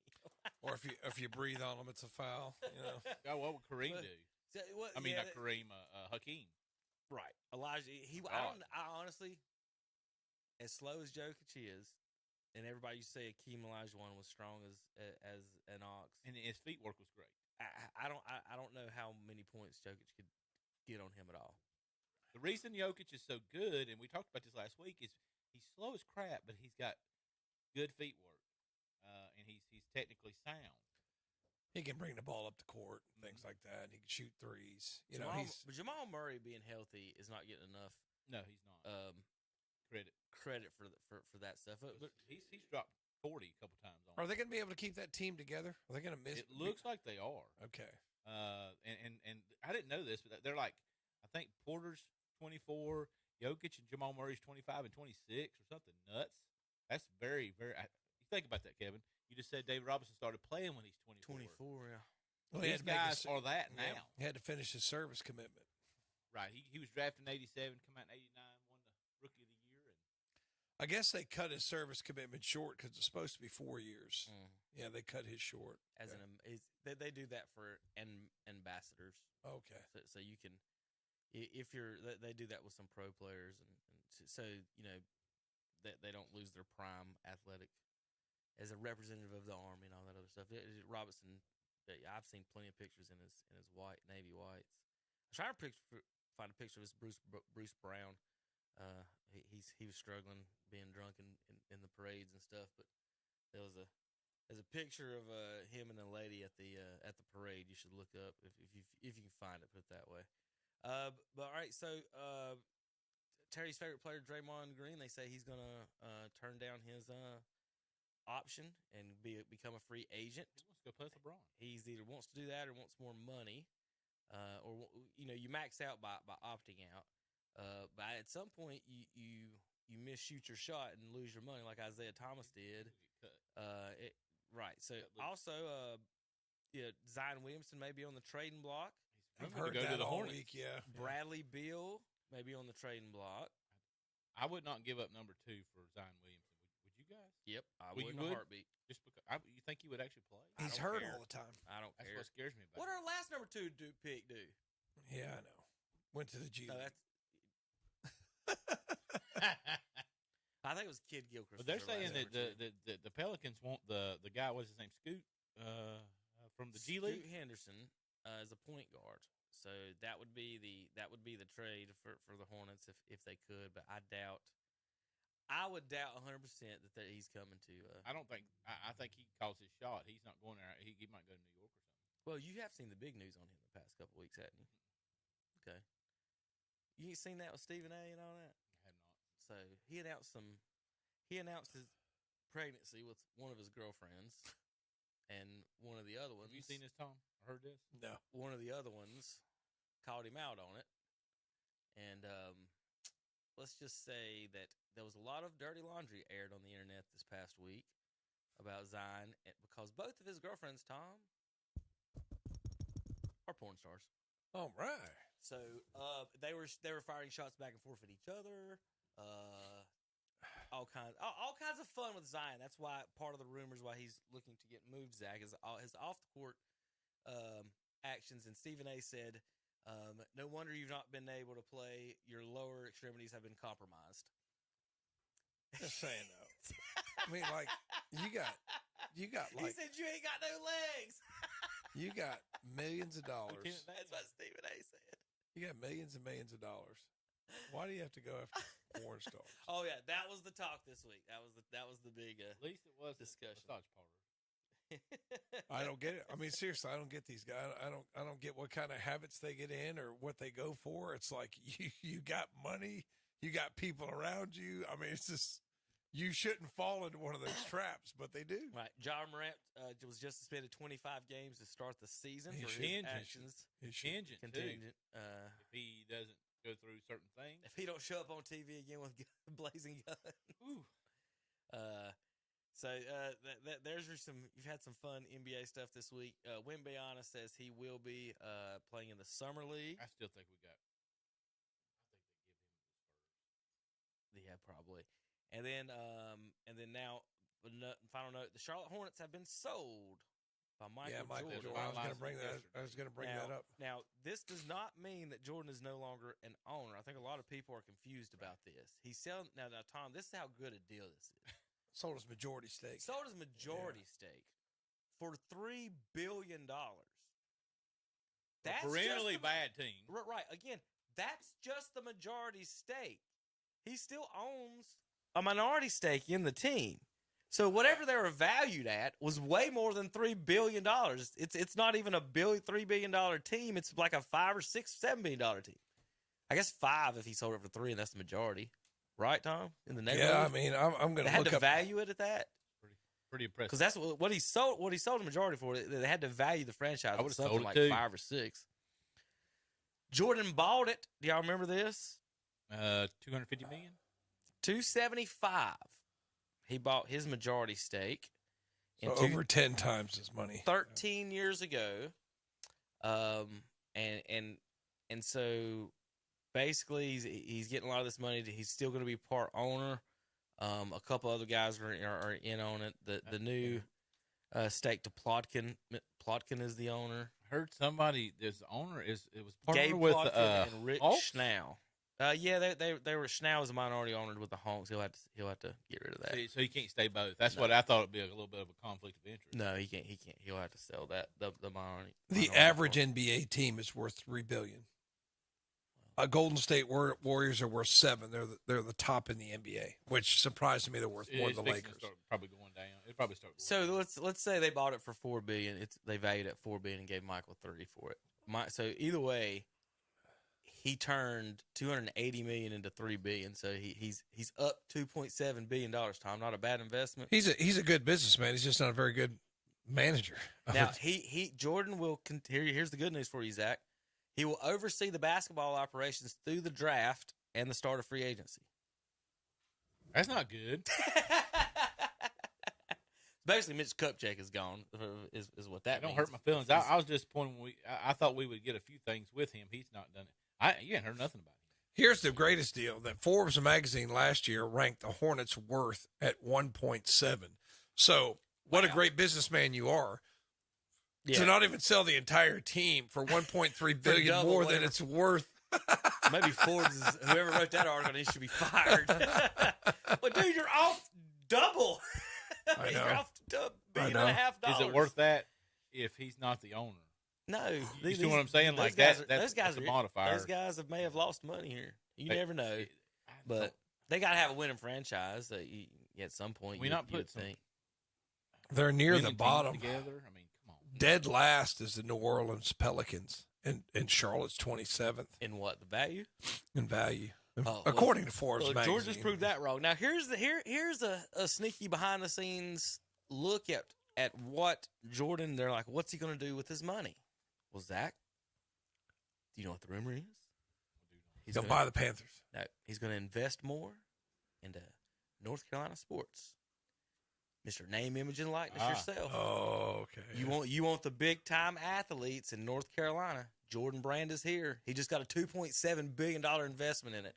He don't think about it. Of all the money he had, he don't have to spend a dime of it, and he can spend $2.7 billion on buying Tar Heel athletes. National championship football coming to Chapel Hill for the next few years. So, just an FYI on what might be happening with the Hornets and what's going on there and Jordan. So, I don't know if it's going to be good for the Hornets. You never know. You got to draft. You got to hit the right person.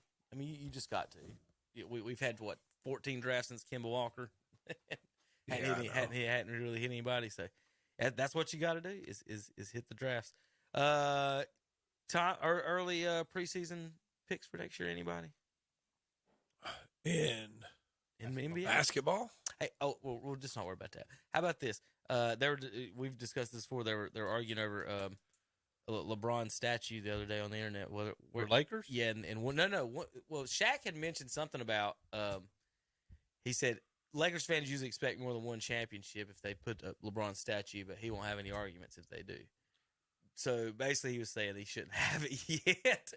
He shouldn't. And then the argument was LeBron's fans are like, he's getting his number retired at all three places and a statue at all three places. And I'm like, I have a guy, a Cleveland fan in here that boos him. like I don't know if they're putting a statue up for him. They will. There's enough people left that will. Think so? Yeah. Shaq's statue is him doing the dunk. Now Tim Hardaway was on this show, and they were like, "Are they gonna do it in Miami?" And he goes, "We won a championship before he got there. He don't need he doesn't deserve a statue." He won two in Miami, right? Right. Okay. Yeah, they'll definitely give him a statue. Now here's what they can't do. Here's what's funny about it. We talked about they have Jordan's number retired.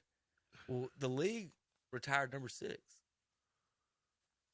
So how could he have his number retired as number 6 if Bill Russell's number is already retired as number 6? And that's what Tim Hardaway said. He said he can't get his number retired in Miami because we've already retired 6 for Bill Russell. So see, I don't understand how you retire a number for the entire league. And they did. That's crazy. We get Nikola Jokic is better, Tom. We get a statue of LeBron flopping. That would be a good statue. That'd be a perfect statue. I just don't understand how a league can retire a number. I can understand how maybe a franchise, not a league. We need a statue of Muggsy at Charlotte. So speaking of Muggsy, Tom, did you see the news on him real quick? He is thinking about being the UNC Charlotte head coach. But they told him no. What? And they hired an interim coach for next year. They wouldn't let Muggsy coach? Didn't even interview him. Wow. So there you go. All right, real quick on that show, when I was talking about, when I was talking about the Jokic and all those, this is what they were doing. They had the top 5 players of today. If you had a lineup, one guy picked. He had Steph, he had Durant at the 2, LeBron at 3, Giannis at 4, and Jokic at 5. That's his best team of all time. That's his best current player of today. Starting lineup. Okay. Tim Hardaway had his best lineup of the night. Who was the first guy? That was James Jones, former receiver of the Green Bay Packers. Okay. The other guy's Tim Hardaway, and he had the 90s team. So who do you think his starters were for the 90s? You have to have Michael Jordan. No, these were people he played with. So he didn't play against Magic. John Stockton? No.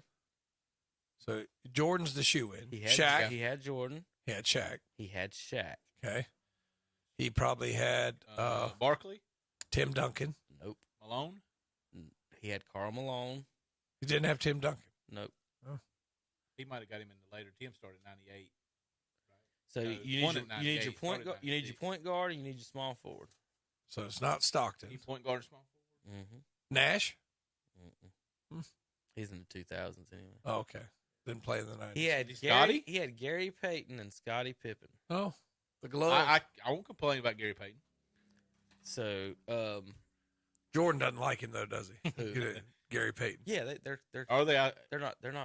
They're decent. I thought they talked a little smack in that one video about Gary Payton supposedly said he's going to guard him. Well, that was just listening. Gary says nice things about Michael. I don't hear him say any bad things. Okay. So I've seen a few interviews of Peyton. He's never said anything like.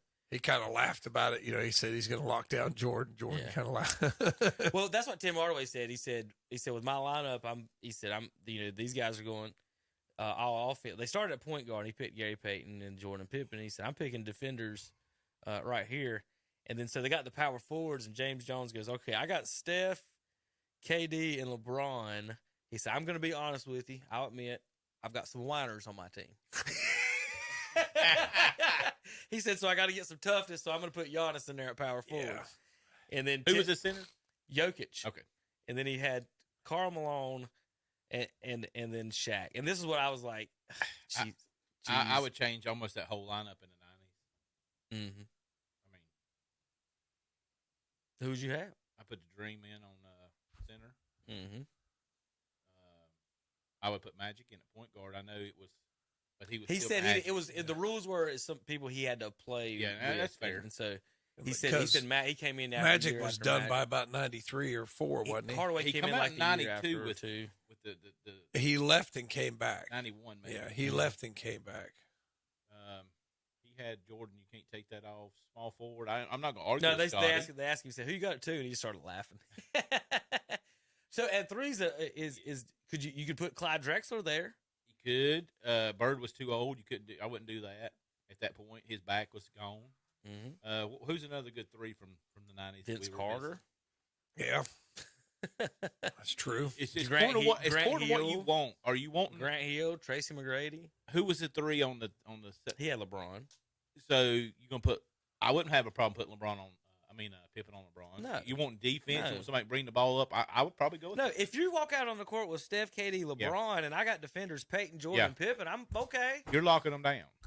Y'all do whatever y'all want. I wonder when we're going to give you hell, and then you got to stop Michael. You know, artificial intelligence is going to create this game. Well, yeah, they can do it. But they had Karl Malone. He was talking about how strong and big he was. I've never been I'm not putting him. He said he was there. unstoppable with his jump shot. Barkley showed that in the Olympics that he's a beast. Oh yeah, Barkley showed he was better. So I'm going Barkley with no, not even blinking an eye. All right, so then the host, the old white guy host said, "All right, so we've had this argument before. I'm going to put out my all-time flat-footed white guy list." So this was his starting lineup. Let's see if you guys can guess this. He had Jokic at center. See if you can guess the rest of his all-time flat-footed white guy starting lineup. He had Dirk at power forward. Bird. He had Bird. Yeah, you'd have to have Bird in there. Stockton. Jerry West. He did not have Stockton, and I think that was his biggest mistake. Jerry West? Did not have Jerry West. 90s? Oh, it was 90s. I'm sorry. I thought it was all time. No, yeah, it is all time. But I'm giving you a hint at the next one. The shooting guard was in the 90s. Dragan Petrovic? And the point guard was in the 2000s. Petrovic? No. Chris Shrimp? Mullen. Yeah, good player. He had Mullen at the 2 guard. I was going to say Danny Ainge. Did he make it? And his starting point guard, Dan Marley, which is the crazy. Dan Marley, Thunder Dan. He had a starting point guard, which is the craziest thing I've ever heard. And that's why I was like, this is where he messed up big time. Bob Cousy. No. White Chocolate, Jason Williams. No. He said he wanted him so he could make all these fancy passes because Mullen, Bird, Dirk, and Jokic don't miss, so he's got to have somebody to get the ball to him. But my argument would have always been John Stockton, the all-time assist and steals leader. By a mile. The younger kids, but the younger kids are going to say this. Steve Nash has got 2 MVPs. John Stockton never won an MVP. He was never the best player on his own team.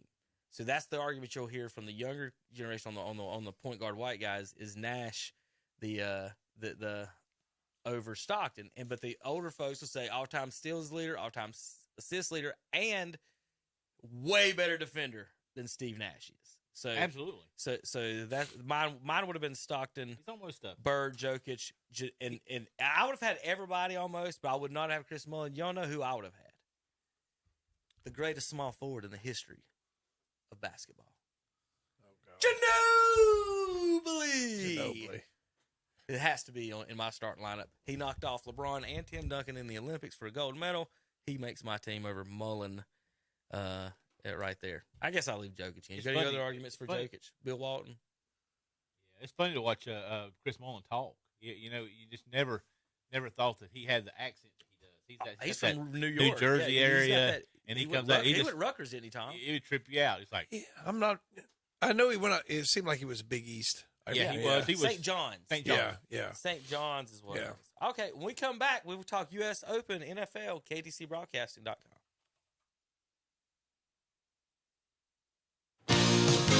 The all-new Yamaha Grizzly 90 is built to bring maximum fun and off-road excitement to youth ATV riders aged 10 and older. With its low-maintenance 90cc engine, an easy-to-use full automatic CVT transmission with reverse, electric start, and durable proven components, the all-new Grizzly 90 offers confidence-inspiring performance with Grizzly family style.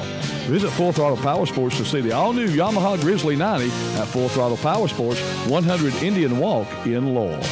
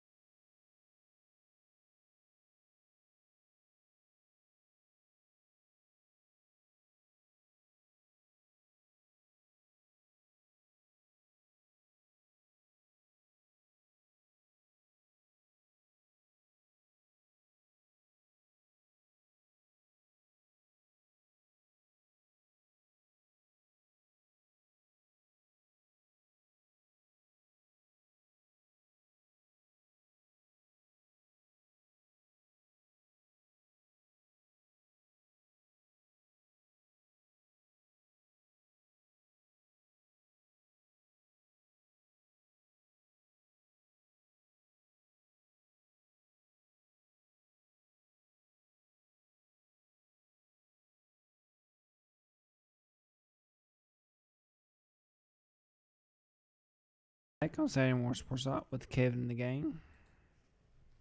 How's your week been, JP? Seen any good movies this week? No. Have you seen The Flash? No, I'm not going to go see it. Is it out? What? You're not going to see come The out Flash? yet? No, I'm not going to see The Flash. What's wrong with The Flash? I don't like the actor. Did it come out? Who's the actor? Is it in theaters? Yeah, it's out. Who's the actor? Ezra Miller. I don't know who that is. Yeah, I prefer the guy from the TV show Flash. Okay. Have you seen Transformers? No, I haven't seen Have that you? No, I haven't seen any of them. I was trying to get a preview from JP on something. I had a decent preview on Transformers. I Somebody said it was pretty decent. I had another question. Who else was it? There's one more that was out that I haven't. My kids were babbling about. Oh, Spider-Man. I'm not going to see You're Spider-Man. not going to see that one either? I didn't watch the first Will one. went and saw it. Said it's really good.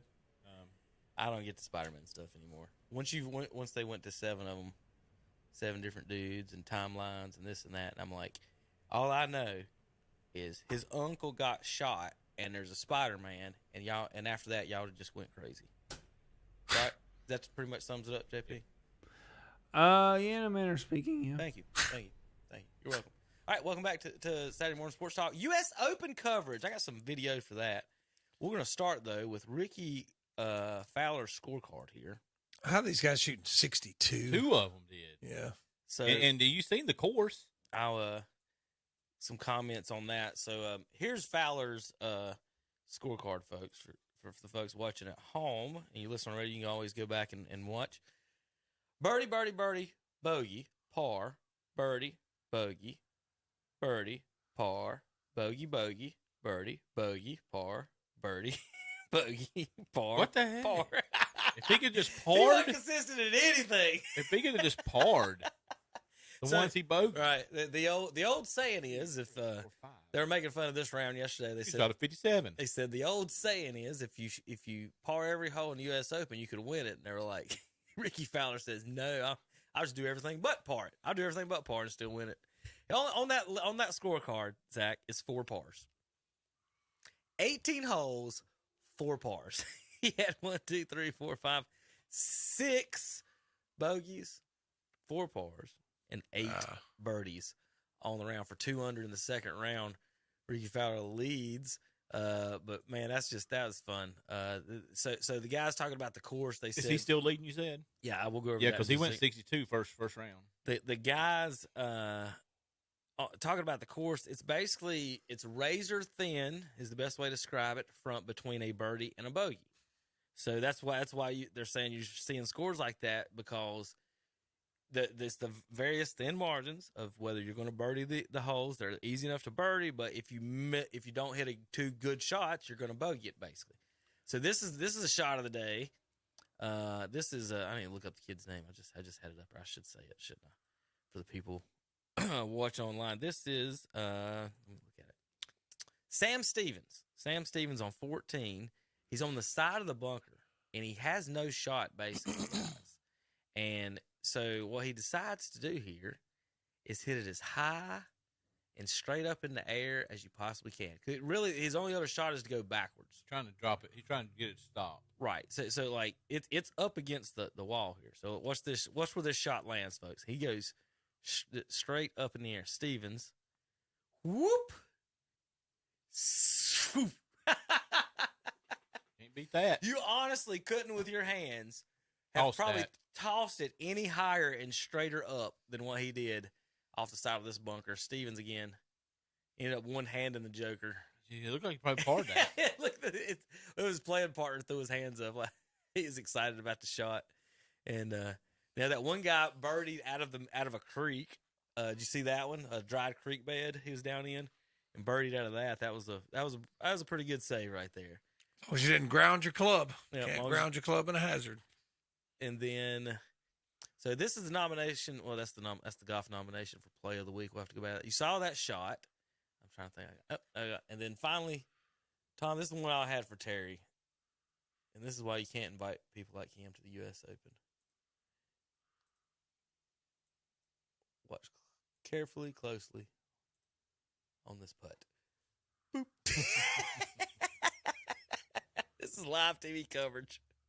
Oh, during the DP World Tour last week. During the putt round, they're sitting there showing the shot, this guy putting. And in the background is this fat guy on a raft or whatever. I don't even know what to call what they're on. It's a wooden floating device. It looks like something they would make in a cartoon, don't it, Zach? Yeah, it's working. It's working. They're floating. It's working. That's not a professional build. That's not a pontoon. It looks like a water raft. Look, you see the water buoys. You see the blue buoy underneath? So it's buoys holding up like a deck, basically. It's a wooden deck with people sitting on lawn chairs at the golf course. There's my nomination for Flop of the Week, Tom, at the golf course. It's bad. During the middle of the process. This is awesome. It's really bad. This is bad. About as bad as that putt. Yeah, the putt went on. I don't know where it never showed up, did it? Looked like me out there. So that's some of your golf highlights this week. Let me get back to the actual standings if that's what you want something serious about it. U.S. Open golf standings. Well, where's my leaderboard? Now, what they are having, because there's a lot of waiting on the course, because there's a lot of shots that you can go for. Kind of got to wait on the guys. I can't stand that when I play golf. So, I have to wait. Yeah, this course is pretty bad about it. Now, Tom, this is one of those, and you're gonna love this. So this course pays $200,000 in taxes a year. Okay, that's it. That's a good deal. You know how much the initiation fee is at this course? Probably the same price. $250,000. Yeah. So back in 1970, I'm going to mess a little bit of this up probably. It's the Los Angeles Country Club, right? Right. Okay. Back in the 70s, the county, state passed some type of ordinance trying to be able to keep people in their homes as the property values rose. Yeah, you weren't allowed to go up on the tax. So they basically filed, and the other country clubs in the area turned them into nonprofits owned by the members. So that $250 initiation fee buys you stock basically in this nonprofit, Tom. And so they file as a nonprofit and go through all this. And basically the land they're sitting on is worth $8 billion in downtown Los Angeles, 360 acres, I think is what it was. $8 billion. And they pay $200,000 in property taxes. They got a good deal. So there's your L.A. Country Club, and this is the most prestigious. And you wonder why homelessness is such a problem, right? In Lake California. Pay your fair share, except you guys. Except you guys. Except you rich guys. Except you rich guys. You don't have to do it. The waitress gets her stuff taxed, her Venmo's taxed, but not these meaners. So here at this course time, some of the rules: there is no changing anything in the parking lot, except better put a coat on is the only thing you put. No socks, no shoes, no nothing. You can only wear pants at the country club, and they have to be tailored pants. You can't go buy them at JCPenney. I don't know how they know that. You have to have a blazer at all ages over 6 years old. Anyone over 6 years old has to have a blazer on if they're in the country club. And then I'm trying to remember, there was one or two other crazy ones, but it's just it's one of those places. And none of these guys have ever played there because it's not a public course, and so almost all of them have never played. So Rory McIlroy learned the holes watching a YouTube video of a flyover with a drone. It's just, like I said, it's just kind of funny. That was I think the rule in San Francisco too for a long time, that once you bought the house, your property taxes were frozen, could never go up. Mm-hmm. And see, that's what, you don't have any money to deal with your problems. You wonder why you got crime rampant, homelessness rampant. I was like, you can't do it that way, man. You can't give probably not on an $8 billion property. No, you can't do it that one of the way. guys, one of the folks was talking about that. They said, well, if these guys are really smart, they would sell off that property. Develop it, close down the country club, develop it, then sell it off, and then reopen another country club with all the billions they made. Off because they've only got so much invested actually. Oh yeah. So that was one of the thoughts that they may do. So you may see the Lakers may be playing at the LA Country Club at some point in the future. Ricky Fowler, or the Raiders might come back and play there. Tom, there you go. Yeah, that's right. Yeah, they could. Ricky Fowler does lead at 10 under. Wyndham Clark, Xander Schauffele, and Roy McIlroy are 9 by Clark's 9 under. Schauffele and McIlroy are 8 under apiece. Harris English at 7 under. Dustin Johnson and Minwoo Lee at 6 under. So there's your top 8 for the most part. Top 5, Scheffler down there, and Sam Bennett if you want to go all the way down to 9. 44 spots. Tied for 12. He had a 67 yesterday. So Fowler and Schauffele shoot 62s. Lowest round U.S. history as far as the number-wise, 62. Same day, a few hours apart. A lot of people fussed about that. One of the drives yesterday, McIlroy's first drive was 385. But some kid yesterday hit it 410 on one of the drive. That's why they need to standardize the equipment. I've said Downhill. standardize the equipment. If you want to see who the best golfer is, standardize the equipment. I'm going with Kevin's take on it. Give him the persimmons. Yep, Tom, this is mine. The wood, like the baseball hit with wood. Yeah, give them just the give persimmons. them- The Professional baseball players hit with Hit wood. Hit it with that. Yep. Why would professional golfers get all the latest? And You know what I greatest used to hate when I was a kid, when that They whipping, would have really good. the whipping would come loose, and you'd have to have it re-whipped when that whipping would come loose. Yeah. My driver is I've got a 3 wood and 5 wood that like this. The driver's like Tom just said, the shaft is a little. I messed it up one time, so it's not. That's what they should play with. Right. That's what not the irons, but the woods. Like back that up. They're talking about changing the ball, and I was just, why wouldn't they just change it? change Because the woods? how many professional baseball players do it? It's not gonna change it. It's not gonna hurt anything. Sorry, Tom. Go ahead. Well, there were. I guess they worry about their sales but they would sell a crap ton of those. Think about that. Think about the war, the club head wars to who can make the best. I'm using oak. I'm using red cherry, or I'm using pine, or whatever it is you use. And there'd be big arguments about which wood is the best and most forgiving. Do you use a big head or a small? It would be that they like the club manufacturers ain't got nothing to do. Like, how many times can you make a titanium driver? You know what I mean? Like, yeah. I don't know. They can make all kinds of fun designs, and the layman could still use the metal clubs, right? The layman still use the metal clubs. Yeah. Just like high school and college baseball. Yeah. Like I just once you get, I'm professional. You're paying me. Sorry, guys, you have to use a wood driver. Yep. That's the rule at the course. I have no problem with that. I don't think a lot of people would. I don't see why anybody wouldn't. If you're how can you really compare like Arnold Palmer and Ben Hogan and those guys to the modern guys when the equipment's totally different? Well, how much money do these courses have to spend redoing the courses Make when them they longer come to and them? longer? Yeah. I mean, you're hitting something 410. That's ridiculous. I mean, it's downhill, obviously, but still, you don't want to. That's a Happy Gilmore drive. That's a little much on that. All right, let's see. I think that's all I had for that. When we come back, we'll finish up the show. KTC broadcast. No, JP, you don't have another break. I ran through all the breaks, Tom. So he says we're gonna stay right here. Okay. All right. So we'll stay right here. Real quick, just some fun news and notes. Finish up the show. AI was asked, and that means not Allen Iverson, but artificial intelligence was named to ask the Blue Bloods of college basketball, and these are the schools they come up with: UCLA, Duke, Kentucky, UConn, Louisville, Kansas, North Carolina, and Indiana. And my response was, well, artificial intelligence isn't too smart because 2 of those teams are red. Correct? Am I correct? What do they mean by blue bloods? Like, I don't get that. 2 of those 8 are red. Louisville and Indiana's red. And one of them ain't state. It's just stupid. Just stupid. Like, blue bloods. There's 6 blue teams there, and they're all good. That's what I always thought that they meant when they said blue bloods. Never in my life did I say Indiana. I think it has something to do with royalty. Am I wrong about that, Tom? That's probably. I guess that's what I don't know the origin of the phrase, but blue blood is supposed to be like somebody who's like elite, right? You know? I get that, but but my whole life, every time they've ever talked about it, I've never seen Indiana or Louisville. Now, what the origin of the blue blood phrase is, I'd have to look it up. Right, that's where I was. That's kind of where I was going with that. I don't even know. It don't make sense to me. Nobody commented back on my smart ass comment. Hard to believe.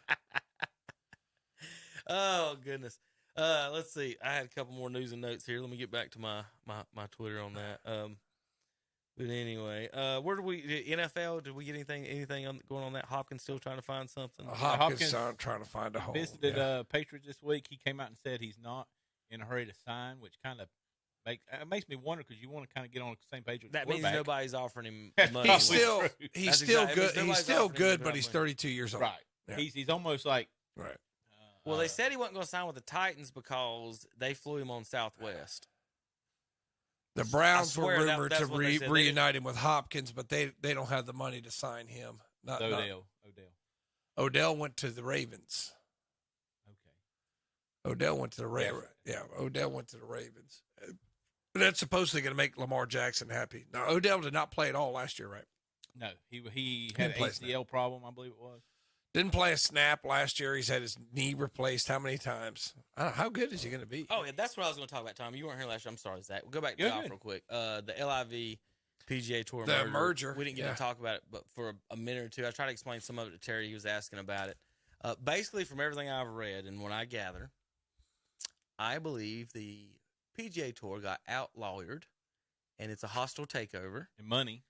And it says the PGA and LIV, if you'll read the agreement, it says part of the agreement was to drop all lawsuits. Well, both groups have spent over $10 million in lawyers, and so basically what everyone's saying is that the PGA Tour did not believe that they would survive the antitrust lawsuits, that the Department of Justice would take care of them on that, and then now they're still looking at this deal. Now they're looking at the deal, and don't think the deal might be up and up on it. But basically what I'm getting is that the PGA Tour didn't want discovery at all in this.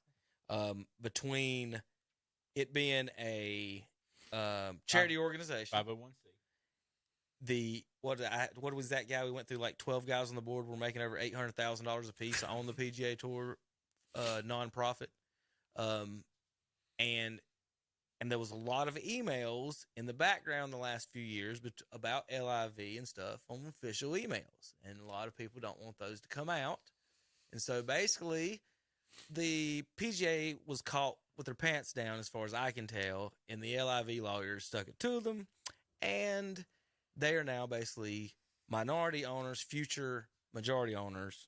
Basically, they're going to do what they did with the Hornets, is those guys bought the minority stake, and then after a few years, here's another $3 billion. So the LIV is going to take over the PGA. Yeah, because from what I understand, the LIV, the owners for that have immense. It's like $684 billion versus what the PGA has, and they said they already spent like $50 to $100 million on lawyers, and they're tapped out. They're having to go into funds that they've got put back. The owner of the LIV is the PIF. Let's get all our alphabets together. So the LIV basically, Tom, is going to be where they put the elite players in some tournament play when they're not playing majors and all this other stuff. So basically, that's the idea. And Greg Norman says that they're still going to do it. But basically, the PGA's side of it, after lying to all their players, the head guy, he's going to be ousted. The players are so mad at it because they basically told them stay with us, be loyal, blah blah blah, and then that they sold them out, and then they all made the money. And a deal behind the scenes, and I think they called him out in the meeting. He said, "We don't trust you." Rory basically gave up $100 million, and then that guy got how many ever $1 million he's getting off the deal. So how would you feel about that person that says, you stay here, you don't take the $100 million, it's the best thing for the game, and then that guy a few weeks later sells out for $50 million in his pocket. And when it came out, if you remember, these players are tweeting it like, what the heck? Right. So they didn't know. So basically, I think, like I said, Moynihan and the leaders of the PGA got out-lawyered, and it's a hostile takeover. They in their comments were, the PIF is going to put this money in golf anyway. It's better for us to be able to control where it goes. So that's what that was his comments on it. So whatever you think about any of that, it kind of shocked me when it came out to see that merger. That did shock me pretty good. I was like, "Whoa, where did this come from?" And that's why it's a hostile takeover. It's flat out. And I think in the PGA guys are out their minds. Think about this time. This is what they're saying. So like Roy and some of the other PGA guys. And the PGA commissioner, the one that sold them out, this is their stance. There has to be some type of punishment. This is what they said, the word they used, for the guys that left. Wait a minute. So let's do this in hypotheticals here. Let's say Zach's Pizza Place. Yes. Goes over to Tom's Pizza Place and it's like, man, they got a good bread maker. I'm going to pay him $100 million to come make bread for me. So he comes over to make bread for me. Tom gets mad and has a hissy fit about it. There's nothing you can do about it. Then Zach comes over and says, you know what? I'm going to buy your whole business. And then Tom says, that's okay, but the guy, that girl who left owes me $50 million. Yeah, like once you buy us, your best baker is going to get punished. That's what they're saying. And the LIV players are like, yeah, right. And then like Rory and then a couple of other guys, they said they deserve more. They deserve a loyalty bonus or part. They want basically equity. You chose the wrong team. Into the business. They want stock in the PGA. Basically, is what they're saying. And Rory and all and the rest of them, and they're all saying that those guys shouldn't be allowed back in. I'm like, The reason you're about to make way more money is because those guys did what they did, Rory. Whether or not you like Hallett is or whoever's on it, and you're okay now with the PGA guy on it, but you're not okay with those guys that took the money. He got outplayed, he got out-businessed, and they all did, and they're mad about it. But that one just Rory's saying that they owe him money, basically. Basically, Rory's saying Brooks Koepka owes me money. Okay. When you basically are self-employed when you work for those guys. Like I think he is, Tom. Yes, he is. Do you know what? Did you? So and he can't.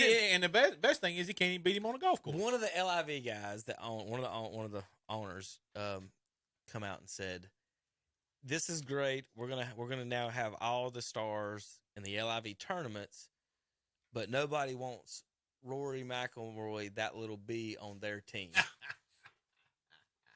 That was one of the guys that just bought the PGA Tour, called Rory McIlroy a little B, and nobody wants him on their team, actually.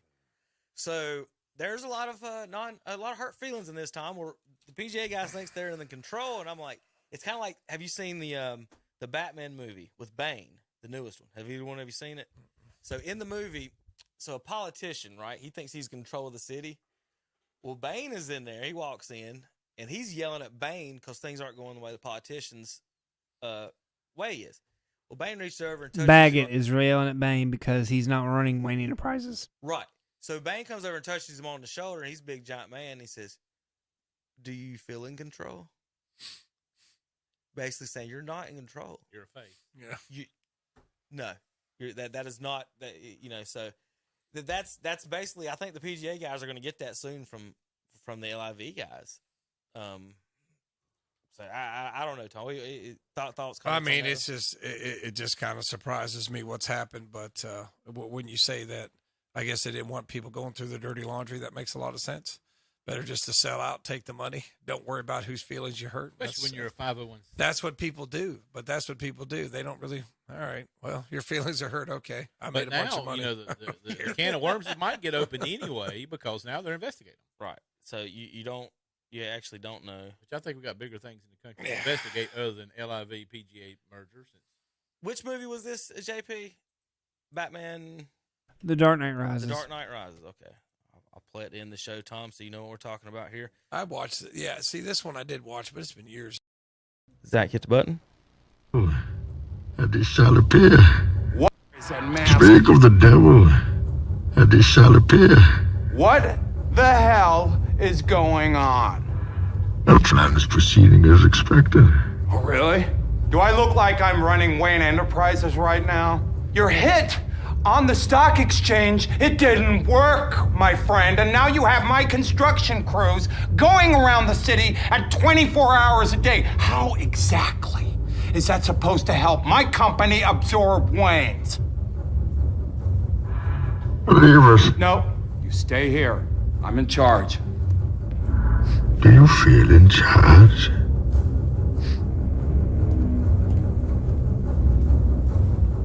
I've paid you a small fortune. This gives you power over me? What is this? Your money and infrastructure have been important. Till now. What are you? I'm Gotham's reckoning. The PGA's reckoning is here. That's the exact what happened in the meeting. LIV and the PGA. Bane come in. Do you feel like you were in charge? Yeah. And that's what I've got from it, Tom. We'll see you guys next week. Saturday Morning Sports Talk, KTCBroadcasting.com.